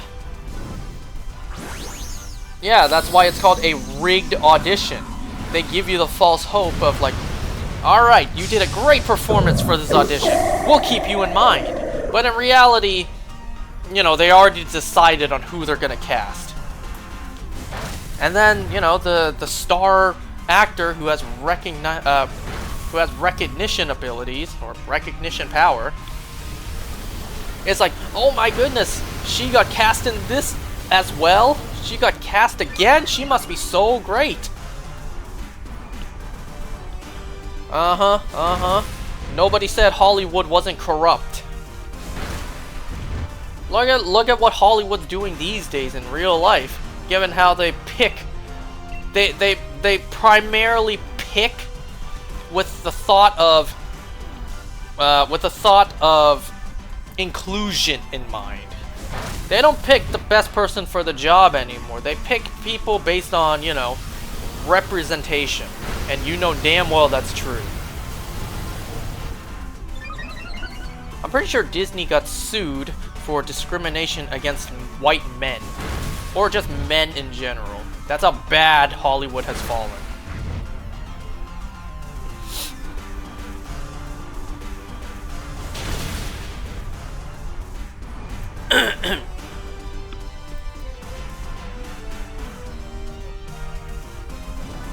Oh my god, we all got burned again?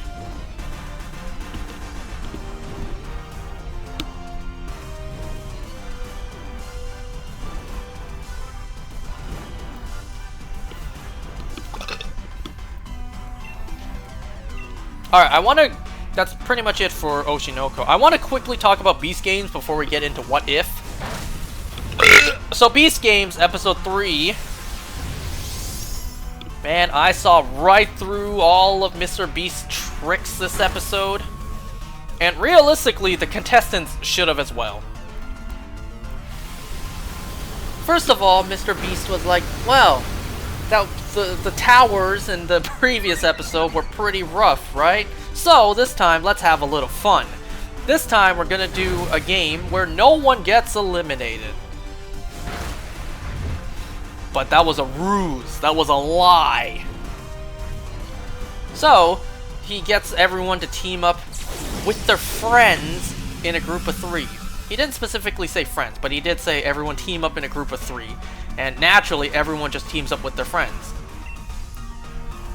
So, what Mr. Beast does is, first he puts a little, like, running sack challenge, so whoever wins that gets a very much sponsored, luxurious house to stay in for now, and immunity from the next challenge. I swear to God, I'm just watching Total Drama Island. I'm not watching Mr. Beast, I'm watching Chris McClane.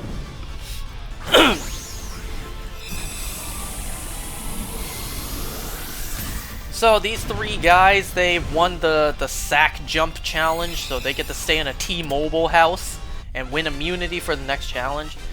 So the challenge is, the groups of 3, everyone is in a group with their friends. They all get locked up together. One person amongst your friends must leave. And 2 people will continue. Man, I saw through that trick right away.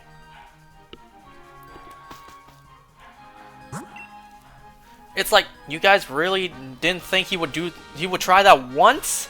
Did you guys not watch Squid Game, or even just watch one of his videos before?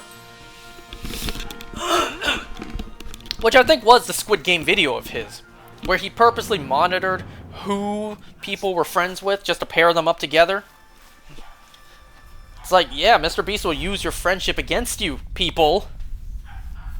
Oh yeah, I also forgot to mention that this episode gave an answer to the end of the last episode, where it's like, who pressed the button to win the money? Nobody pressed the button. Wow, all these guys have honor and integrity. Me personally, I would have absolutely folded. The money capped at $1 million. Personally, I would have smashed that button the moment it hit 1 million. Like, me personally, I would have absolutely folded. I get $1 million on the spot, as well as I get to keep going, you know? As well as I get to keep going. Like, fuck all the people on my team. Get they ass out. I'm playing this for myself and my family. I'm not there to make friends if I was in the Mr. Beast. If I was in that position. Like, $1 million, I would have folded. A free $1 million right there, and I get a chance to win 5 more. I would have hit that button. I would have destroyed pressing that button. I would be seen as the villain. Of course, I would be seen as the super villain in the competition, only playing for myself. However, I'm sure tons of you guys would have done the exact same thing. A lot of you guys out there would have also done the same thing. You're playing it for yourself and your family. You're not there to make friends. A free $1 million plus the chance to win 5 million more and eliminate a lot of competition. It's a no-brainer. I would have pressed that button so fast. I have way less honor than those 4 individuals did, so big respects to them. Though that's just me. I would have absolutely hit that button. Although, now that I've seen the rest of the episode, I'm pretty sure if I did hit that button, I would be, you know, I would be viewed negatively and strategically would be, you know, played against for the challenge. So the groups of 3 are locked in a cube. They have 5 hours to decide one person gets eliminated out of, like, you know, the 3 people who are friends.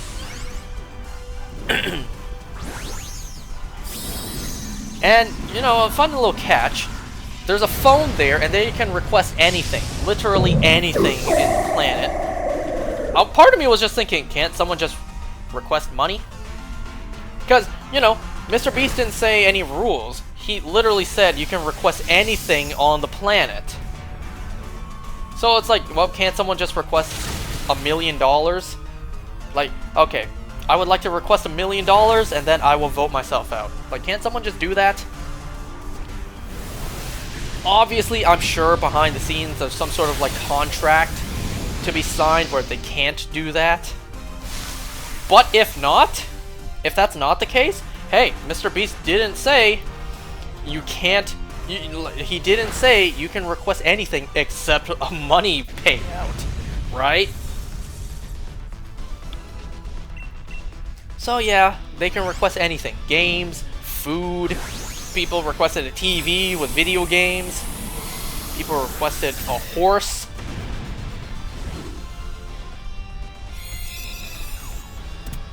So yeah, like, let's say hypothetically, I was there, I smashed that, like, I smashed that button to get the $1 million, voting out everyone on my team. Everyone would view me as a villain. Everyone would hate me. Everyone would think towards me, wow, that guy sucks. That guy's selfish. He is evil. All of us here are good people except for that one person. So if I was in this, I got $1 million, voted out my entire team, and then I'm surrounded by 2 people, and one of us has to go. They're gonna strategize against me. They're gonna be like, hey, he can't be trusted. He's only in this for himself. Let us work against him. And if he doesn't volunteer himself out, then all 3 of us will go. Because we're not sacrificing ourselves for his ungrateful ass. Untrustworthy ass. Right? So, had I gotten that $1 million, and yes, my voice did just crack. Had I gotten that $1 million and voted out my team, I absolutely would have been voted out the next game. Like, I absolutely would have lost that game. Like, even if I tried to plead my case to whoever 2 people I'm with, like, listen, only one person can win. I eliminated a big chunk of competition, and it was no-brainer. I get $1 million, and I get a chance to win 5 more. Listen, I'm doing this for my family, right? I'm not doing this selfishly for me to buy myself Lamborghinis and mansions. I'm doing this so that my family you know, we can live comfortably, right? That kind of stuff. Even if I plead my case, yeah, they're still gonna vote against me. They're still gonna be like, yeah, but you got yourself $1 million. We're not gonna let you win. We will take you down with us if it matters, because you already won $1 million. We're not gonna let you get a chance to win 5 more, right? So, had I taken that $1 million, bruh, I would have been gone the next game. However, don't forget, folks, $1 million ain't light, right? That's a lot of moolah. That's life-changing money right there. Sure, it's 5 times less than the grand prize, but still, that's still life-changing money right there. So, absolutely, yeah, I would have folded. I absolutely would have taken the $1 million, and I would have lost the next game easily. Though, that's just me. That's just me, though.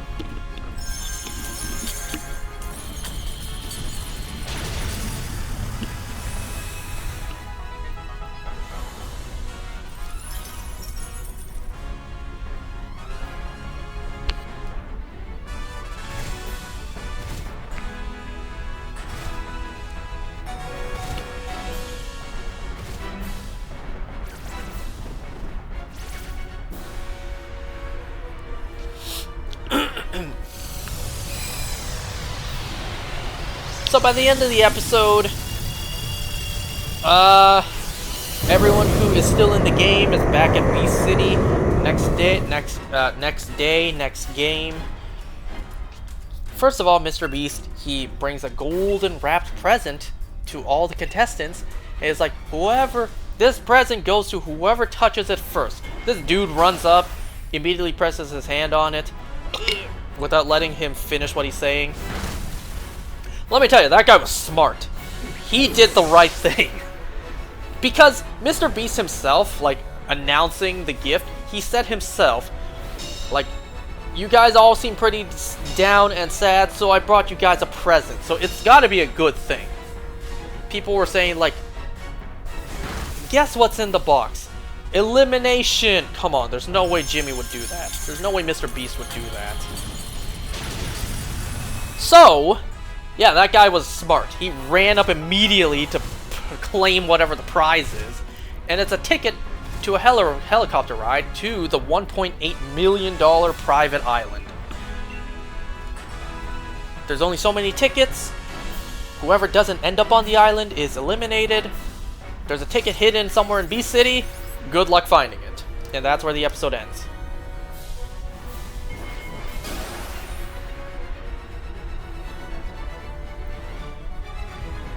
Oh boy, who's this on?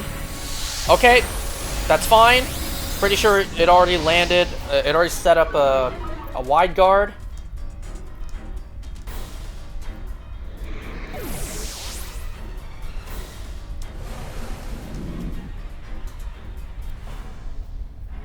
Yes!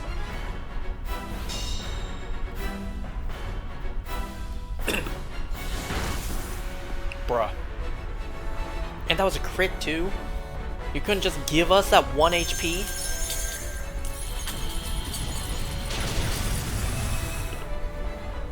Alright.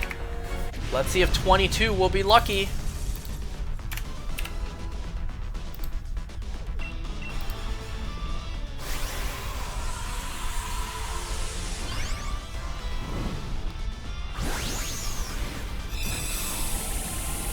Well, that's pretty much it for Beast games.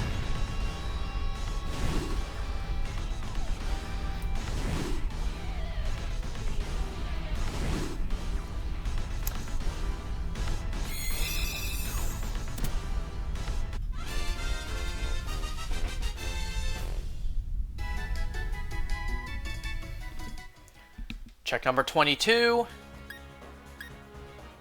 Nothing.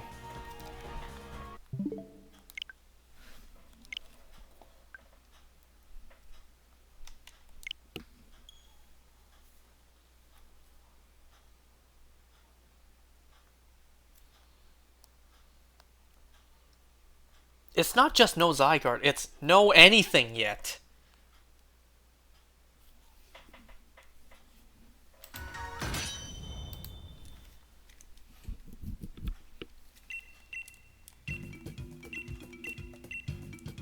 Don't forget to connect online. There was also one thing I noticed in the end credits for this episode. It said edited by Mac. I forget what Mac's last name is. Edited by Mac. It always baffles me when shows or whatnot, the end credits say edited by, and then it's one person's name. You're telling me one singular person edited the entire episode? Like, there are movies that say edited by, and then one person's name shows up. Or sometimes two. Like, you know, edited by, and then it's like one or two people? Really? Not a whole team editing the movie, it's just one or two people editing? And when I mean editing, I'm imagining, like, putting all the pieces together. Not people developing the CGI, developing the lighting, developing the sound effects. Like, all that stuff is done. Now you just have to put it into, like, an editing, like a video editor. Piece it all together. Put this track during this scene, or put this CGI effect over this. It's like, one person edited all of it? So you're telling me Mac and Mac alone edited these episodes of Beast Games, or at least this episode in particular.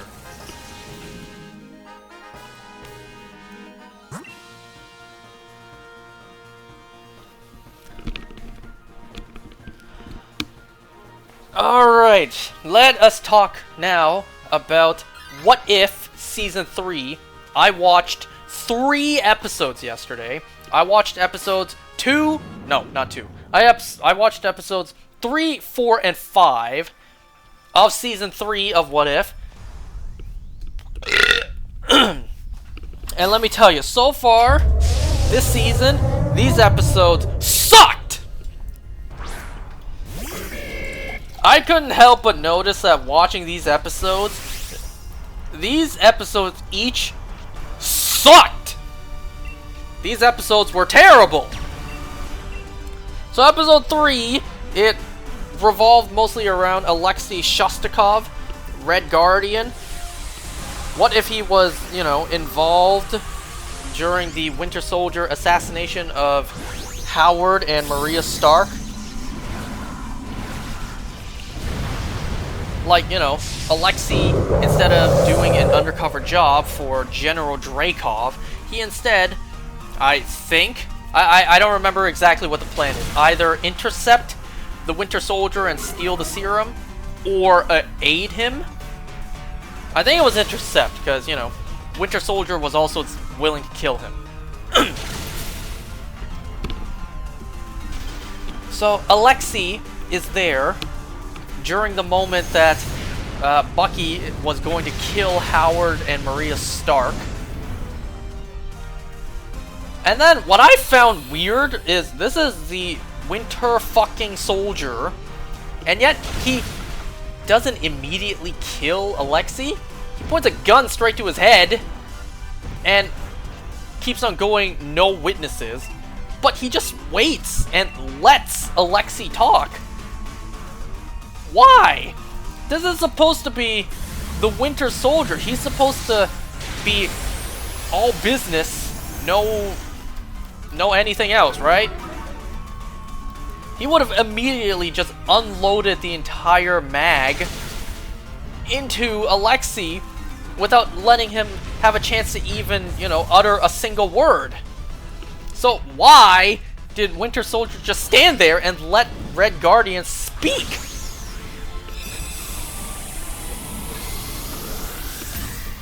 Well, because of Red Guardian, Bucky is not able to kill the Starks, but they were able to run off with 1 of 3 bags of Super Soldier Serum. And who is on the trail? Who is on this case? None other than Bill Foster.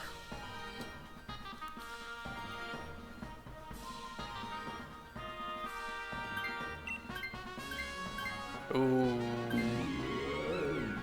That's okay. I think. What? Not against Kingler.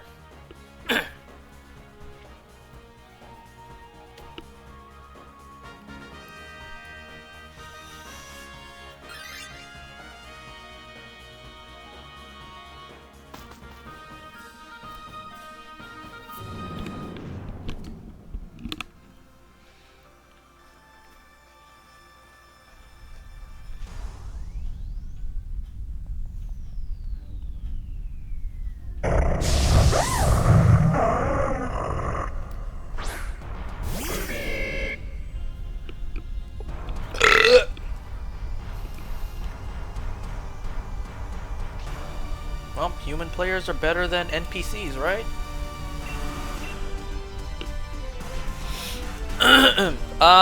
So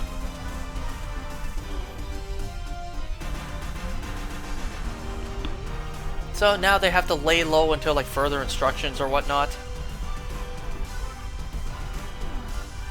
Alexei and Bucky, they eat some burgers, they steal a car, they're driving to Las Vegas in order to meet up with someone who will bring America to its knees for Mother Russia, I think that's what Alexei put it as. They actually get stopped by the police, they get made by Bill Foster, and then Bill Foster actually turns giant, and what was his character's name again? Like his alter ego name again?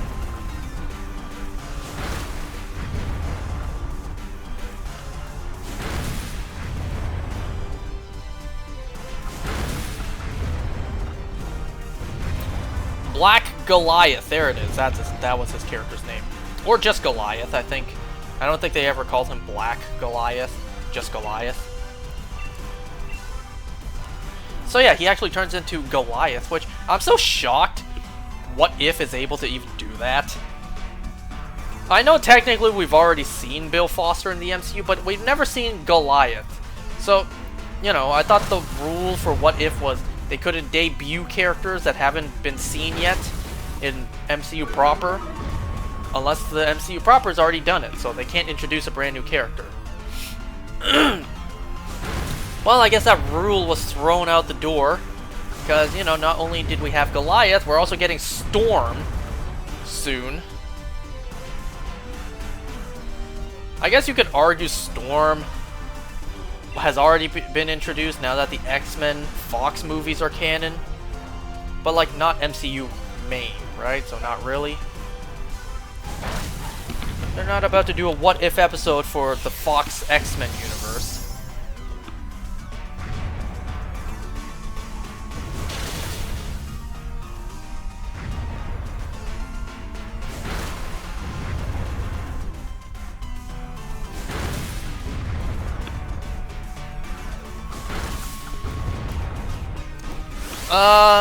So they make it to LA. They actually run into a familiar face. At first I was wondering, who is this character? And then I realized, wait a second, that's Obadiah Stane. Nah, I'm not gonna.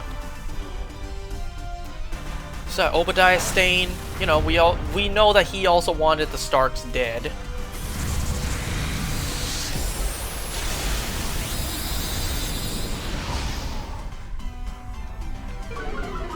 I don't know, Obadiah Stane looks like...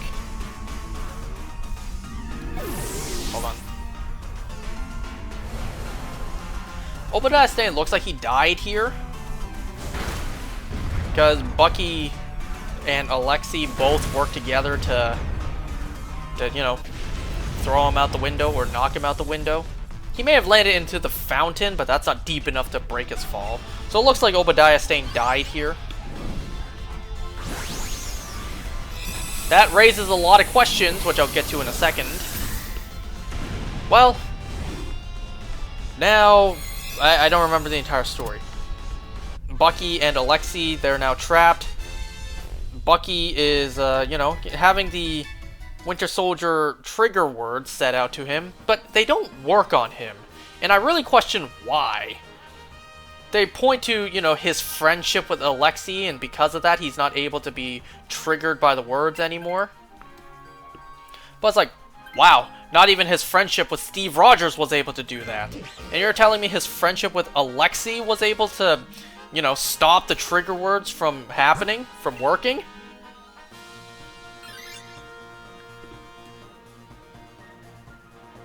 Well, by the end of the episode, Bucky is back in Hydra's grasp for more programming. Alexei is working as like a gym teacher. But then Bill Foster. I actually said Phil Foster. So Bill Foster recruits him for the Avengers. So then, you know, the attack on New York, the Chitauri, that iconic team lineup for the Avengers. Alexei's there too. Now that scene brings up a lot of questions. So, the survival of Howard and Maria Stark, plus the preemptive death of Obadiah Stane, still led Tony Stark to becoming Iron Man. Like, all that stuff changing still isn't enough to make Tony Stark never become Iron Man. But Killmonger saving him is.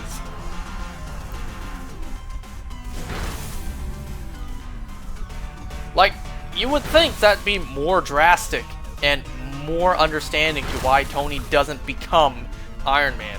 His parents survived, and Obadiah Stane died long ago, right? So what possibly could have been the reason to have Tony Stark, like, make him get inspired to become Iron Man? Like, would he still have, you know, been captured, need a suit of armor to escape, and then be inspired that way? Or, like, what happened? And then, well, here's a little bit of fun thinking. Now that we know that Alexei, in this universe, was one of the core initial members of the Avengers, let's fast forward a bit in this timeline, all the way up to the events of Civil War. Because timeline-wise, Alexei would have already had the fake family with Black Widow, you know, Yelena Belova. Like, that would have already happened. So, Natasha would see Alexei as a father. During the events of Civil War, whose side would he be on, right? Would he be on Cap's side with his friend Bucky? Or would he be on Iron Man's side with his daughter Natasha? Like, that's kind of fun to think about. And then can you imagine Alexei being present for the events of Infinity War and Endgame? And also, it's pretty interesting to think, several years down the line, the events of the Hawkeye series, he's standing in front of that plaque, like saying, at this very spot in 2012, the Avengers assembled for the first time. It says all the names of the Avengers, and then it'll also say Alexei Shostakov. You know, it'll say all the names. Tony Stark, Steve Rogers, Thor Odinson, Bruce Banner, Natasha Romanoff, Clint Barton, Alexei. It's gonna say his name too! So it's like, it's fun to think about, like, the implications of these different storylines, these different universes.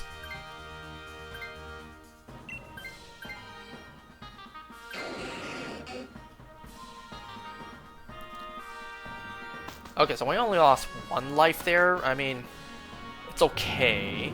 We still have... Excuse me, something in my mouth. Pause. We still have Wide Guard, Ice Beam, and Acid Spray, so we should be good. I have no idea who Dynamax is, though.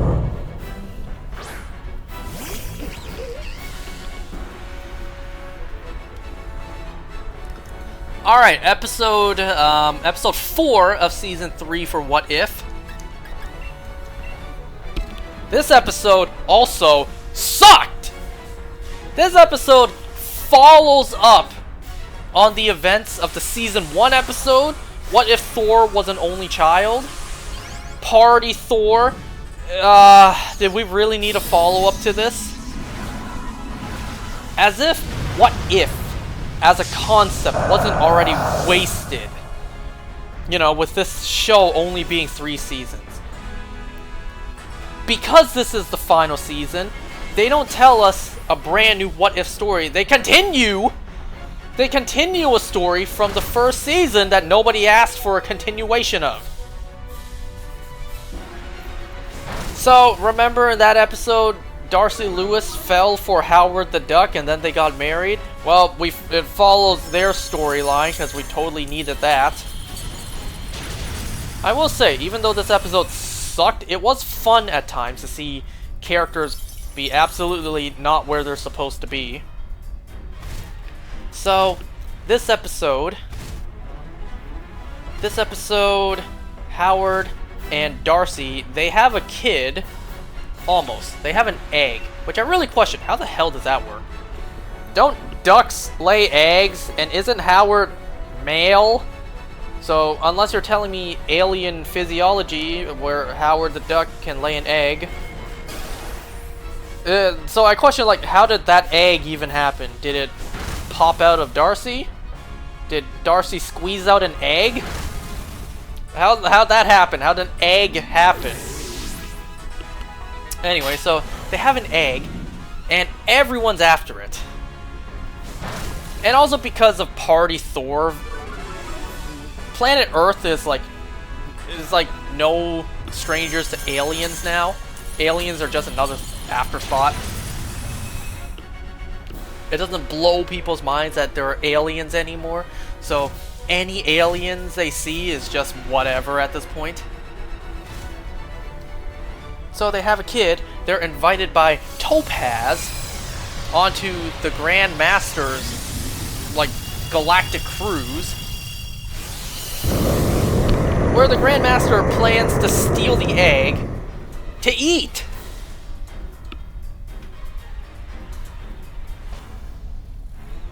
But then, you know, everyone wants to steal the egg. Yondu steals the egg, and he's supposed to sell it to the Collector at Nowhere. But then, it's not the Collector, it's Caecilius. Of all characters to show up at Nowhere, it's Caecilius.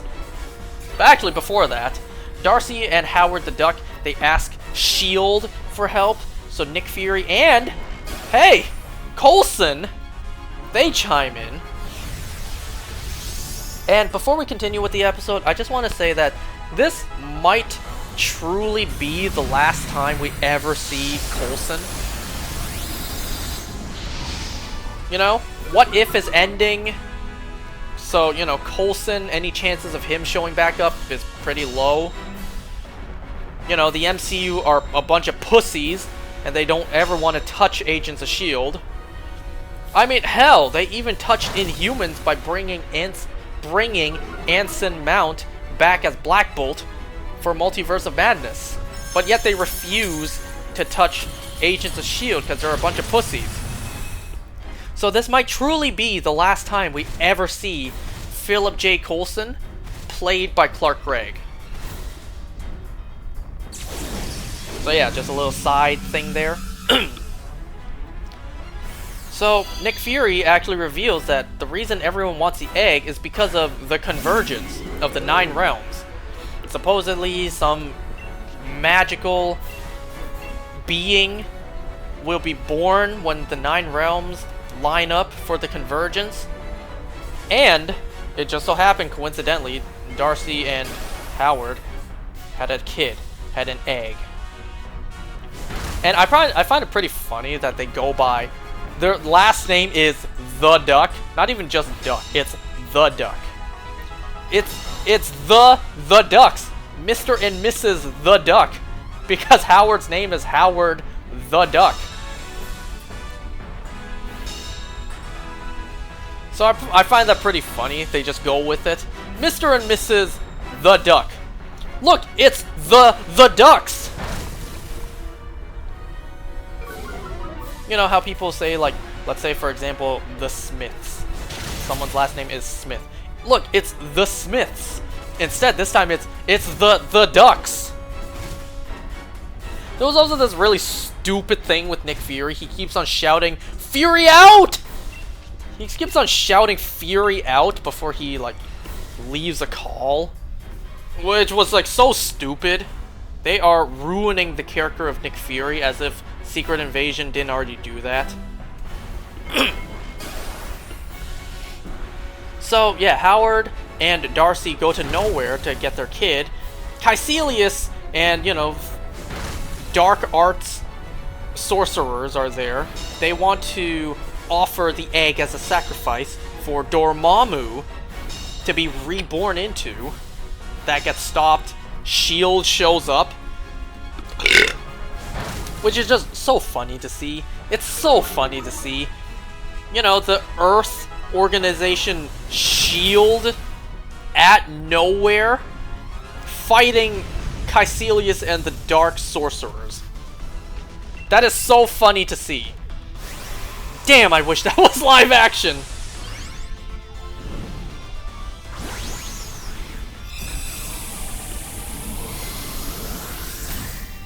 So, well, now we know SHIELD is also after the egg for protection's sake. It's like, we can't trust you two, especially being new parents, to raise something so powerful, you know.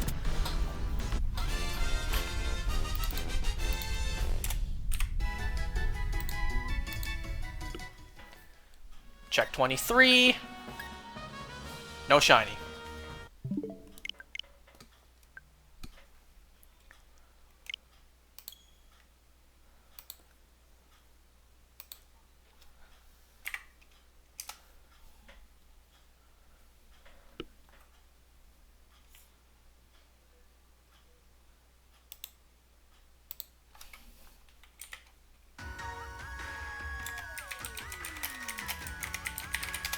Well, one person has to leave for now.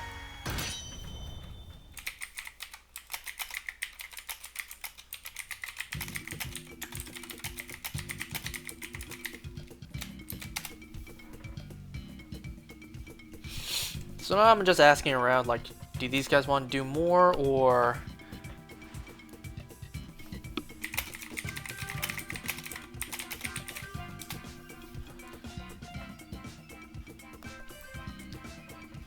I mean, I'm down to do more. I still have a whole nother What If episode to talk about.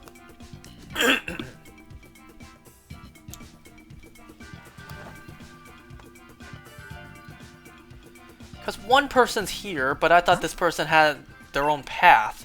So I'm just asking, like, what's the deal? I thought you had your own set path.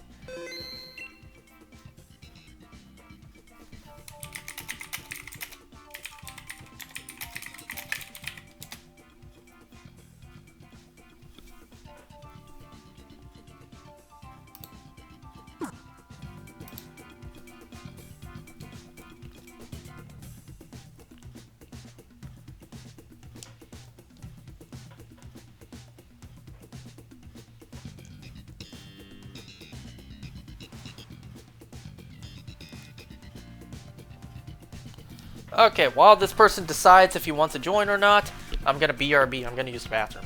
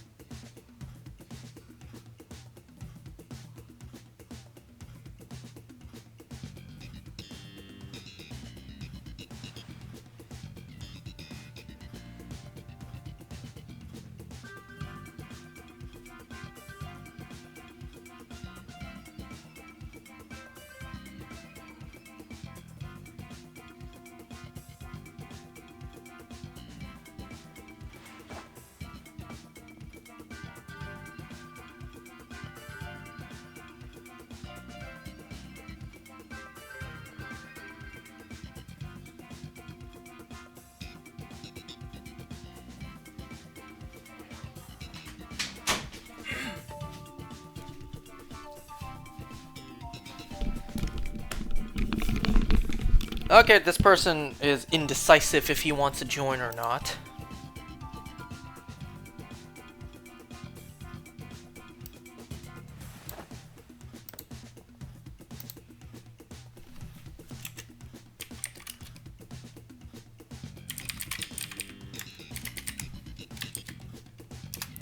Anyways, let me finish talking about the episode before possibly ending. So they seek refuge by going to, I believe, Jotunheim, finding Frost Giant Loki for shelter. But then everyone shows up. Not only does Laufey show up to, you know, question his son about, like, this new skiing lodge that Loki's trying to open. Everyone shows up. The Grandmaster shows up, Zeus shows up, Malekith of the Dark Elves, Caecilius shows up, then even the Black Order show up. Except it's missing Corvus Glaive. There was Ebony Maw, Cull Obsidian, Proxima Midnight. Where was Corvus Glaive at? Anyways. So I found it pretty funny. All those characters are fighting for a goddamn egg. I found it pretty funny, Topaz and Grandmaster. Topaz is like straight face and chill voice, like, we're going down, abandoned ship.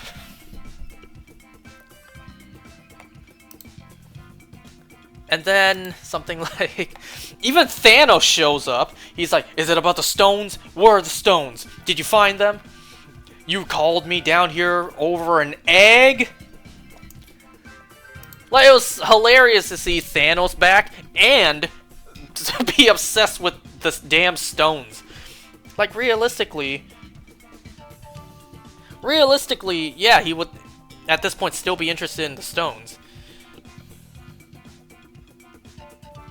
Okay, this person's checking how many more he can do on his own. King of the Kirby's. I like that name. Anyways. So, you know, it was pretty out of character for, you know, Thanos to even call the egg beautiful. Like, that's so out of character for Thanos, but whatever. So, they try to get away from everyone who wants that goddamn egg.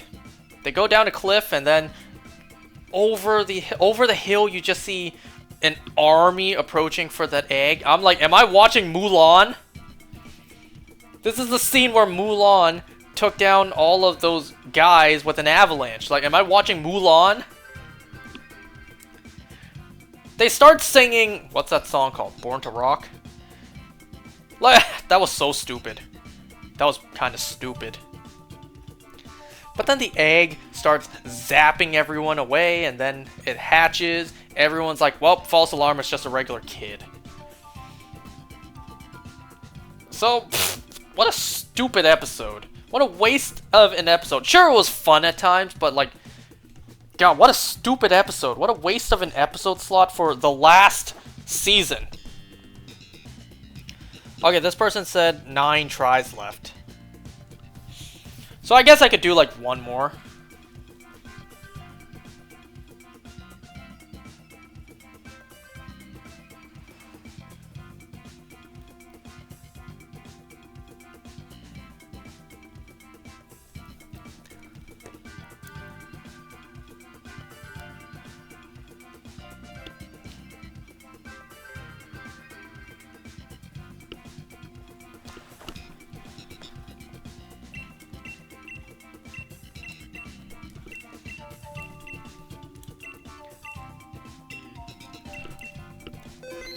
Alright, this seems like it's gonna be the last one for tonight.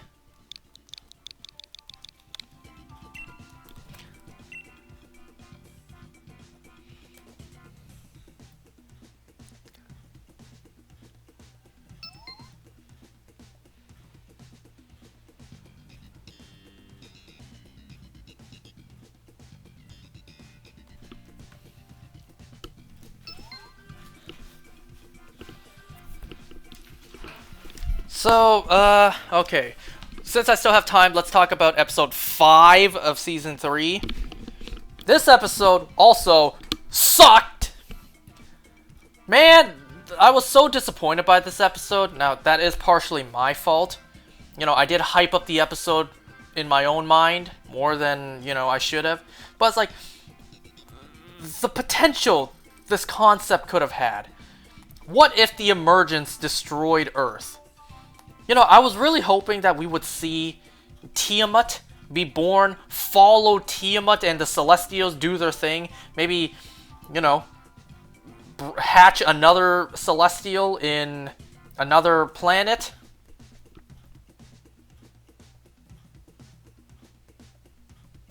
But no, we did not follow the Celestials at all. Instead, we follow survivors left on the surface of the fractured planets. What? Yeah, it's like the fractured pieces of Earth left over. We follow survivors. Immediately, the concept is already botched. Because, remember that little scene in The Eternals? Sure, it wasn't what actually played out, but Cersei still had a vision of Tiamat emerging from the Earth. The Earth was completely destroyed. Absolutely annihilated. No one would have survived that. There was no piece of planet Earth left. And now you're telling me, what if the emergence had succeeded? You're telling me there are survivors? No. Just no. Nobody at all, not one soul would have survived the emergence. Not one. The only soul who would have survived would have been Tiamat's. Not a single living being would have survived the emergence. Like, come on now. However, this episode really sucked. It was terrible. We follow Riri Williams, a character nobody cares about. She teams up with Wong, Valkyrie, Okoye, and this other lady who I forget the name of. She was in Shang-Chi, and I forget her name. It's like, I can't help but also notice that all these episodes, it's like, wow. Coincidentally, it's characters we've met before all teaming up. You're telling me not a single random person, random ordinary citizen managed to survive? Not one person, not one ordinary person. Every person who's ever involved in these stories just happens to be someone we've met before.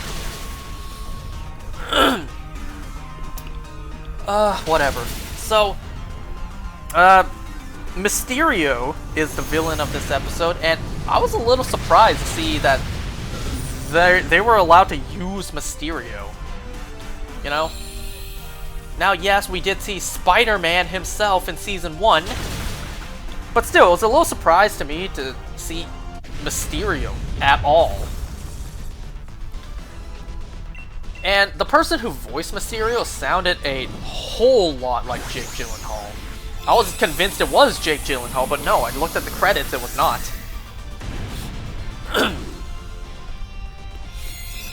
So, White Vision, you know, obviously after the events of WandaVision did happen.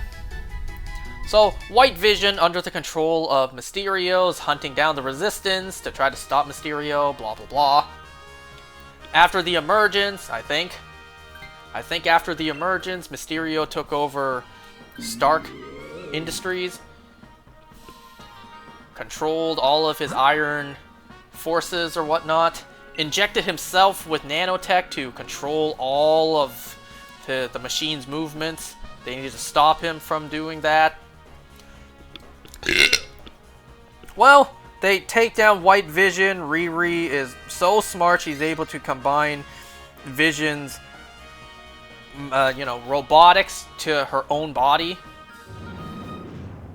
Which is so stupid. It was so stupid.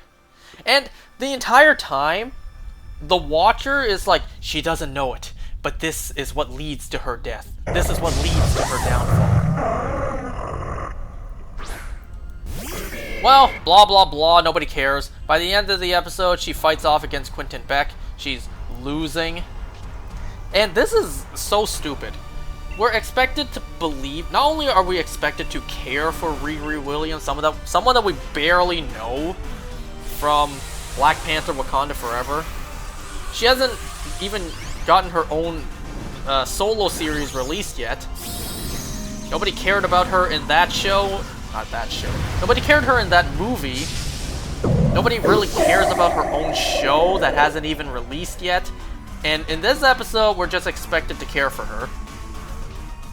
And then, not only that, we're also expected to believe that the Watcher cares so much about Riri Williams that he's willing to break his oath. Are you kidding me? Out of all characters that the Watcher breaks his oath for, it's for freaking Riri Williams.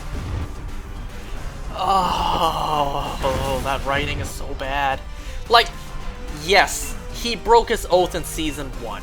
However, well, he broke his oath in both seasons, but whatever. Season 1. That's the first time, let's say, any Watcher has broken an oath for a long time.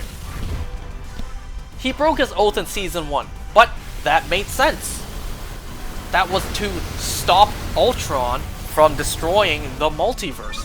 He broke his oath to save the multiverse. That made sense. But in this episode, he broke his oath just because he couldn't bear to see Riri Williams, of all characters, die. Like, God, that is so stupid. Out of all the characters in the multiverse, out of all the gruesome deaths that could happen, you broke your oath for this? For a character that nobody really has any attachment to. And not that awful of a death. We're getting Marvel Zombies, people. We're getting Marvel Zombies, and we better be getting some gruesome deaths in that? And you're telling me the Watcher didn't break his oath for any of that?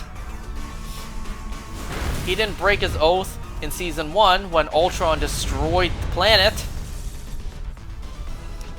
But he broke his oath for this? God, it's stupid. And also, by the end of the episode, we see other Watchers in, like, I guess the 5th dimension watching the Watcher. We get Watchers watching the Watcher watching Riri Williams. You break that sentence down and it'll make sense.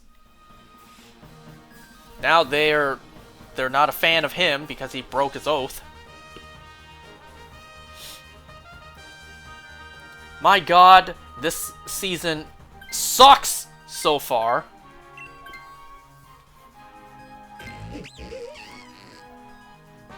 These episodes so far have been terrible. Like, they're really stretching it. They're really reaching for these what-if scenarios.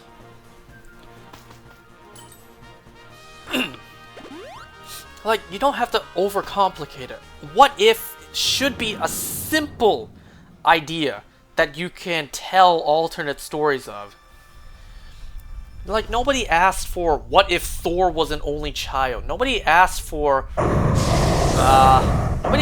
this. Like, nobody asked for what if Alexei stopped Winter Soldier from killing the Starks. Nobody asked for this. Like, there are much easier slam dunks in terms of what ifs that you could have given us.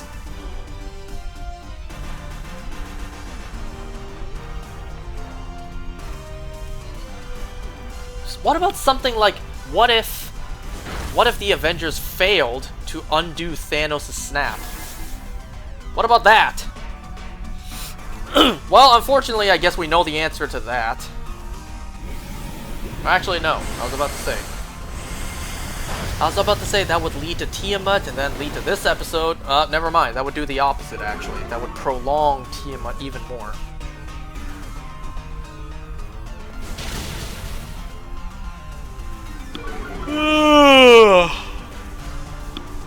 It was also pretty stupid, you know, Zeus showing up in his, like, Bowser Jr. clown car.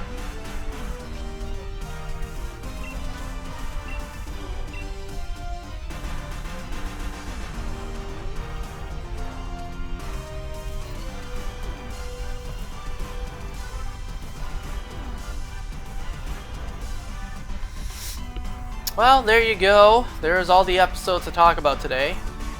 I talked about Creature Commandos, The Boys, Oshinoko, Beast Games, and 3 episodes of What If.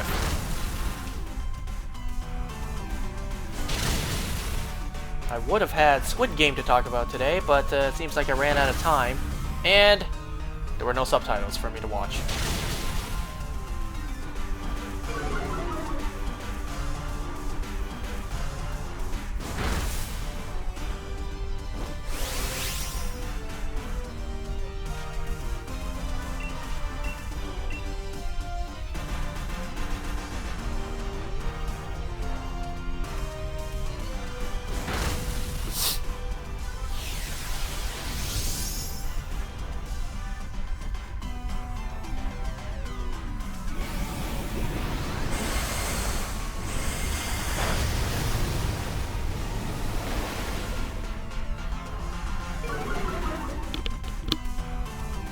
Yep, What If has been pretty stupid this season.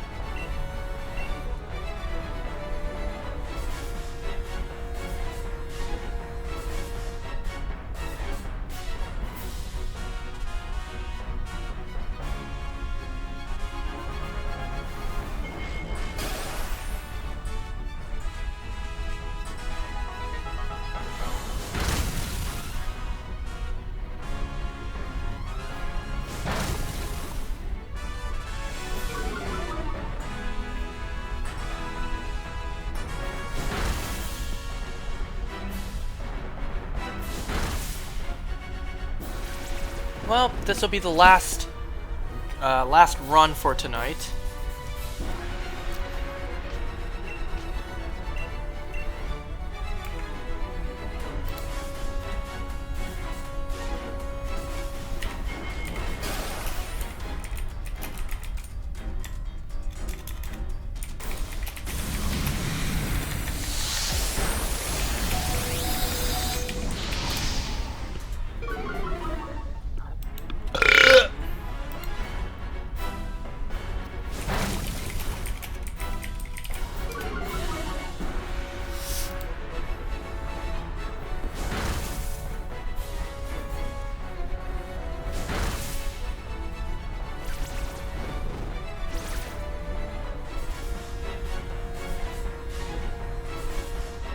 I'm not really paying attention. Is it War Turtle's time to Dynamax? I think so. Yes!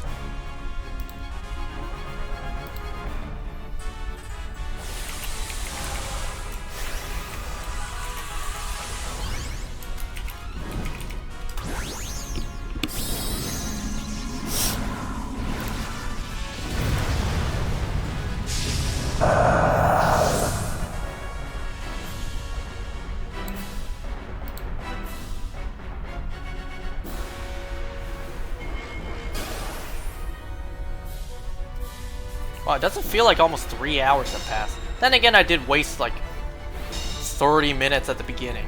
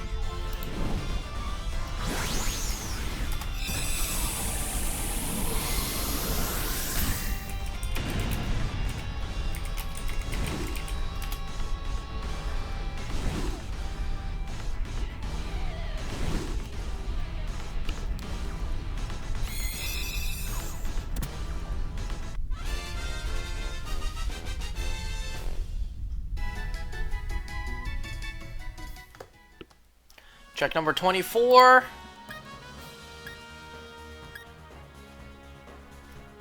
No shiny.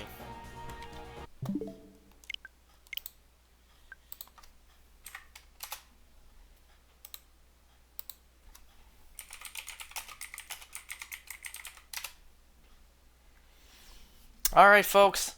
I'm gonna call it quits for tonight. Thanks for watching. See you guys next time. Hopefully next time we don't start off with a half an hour of nothing. Alright, bye.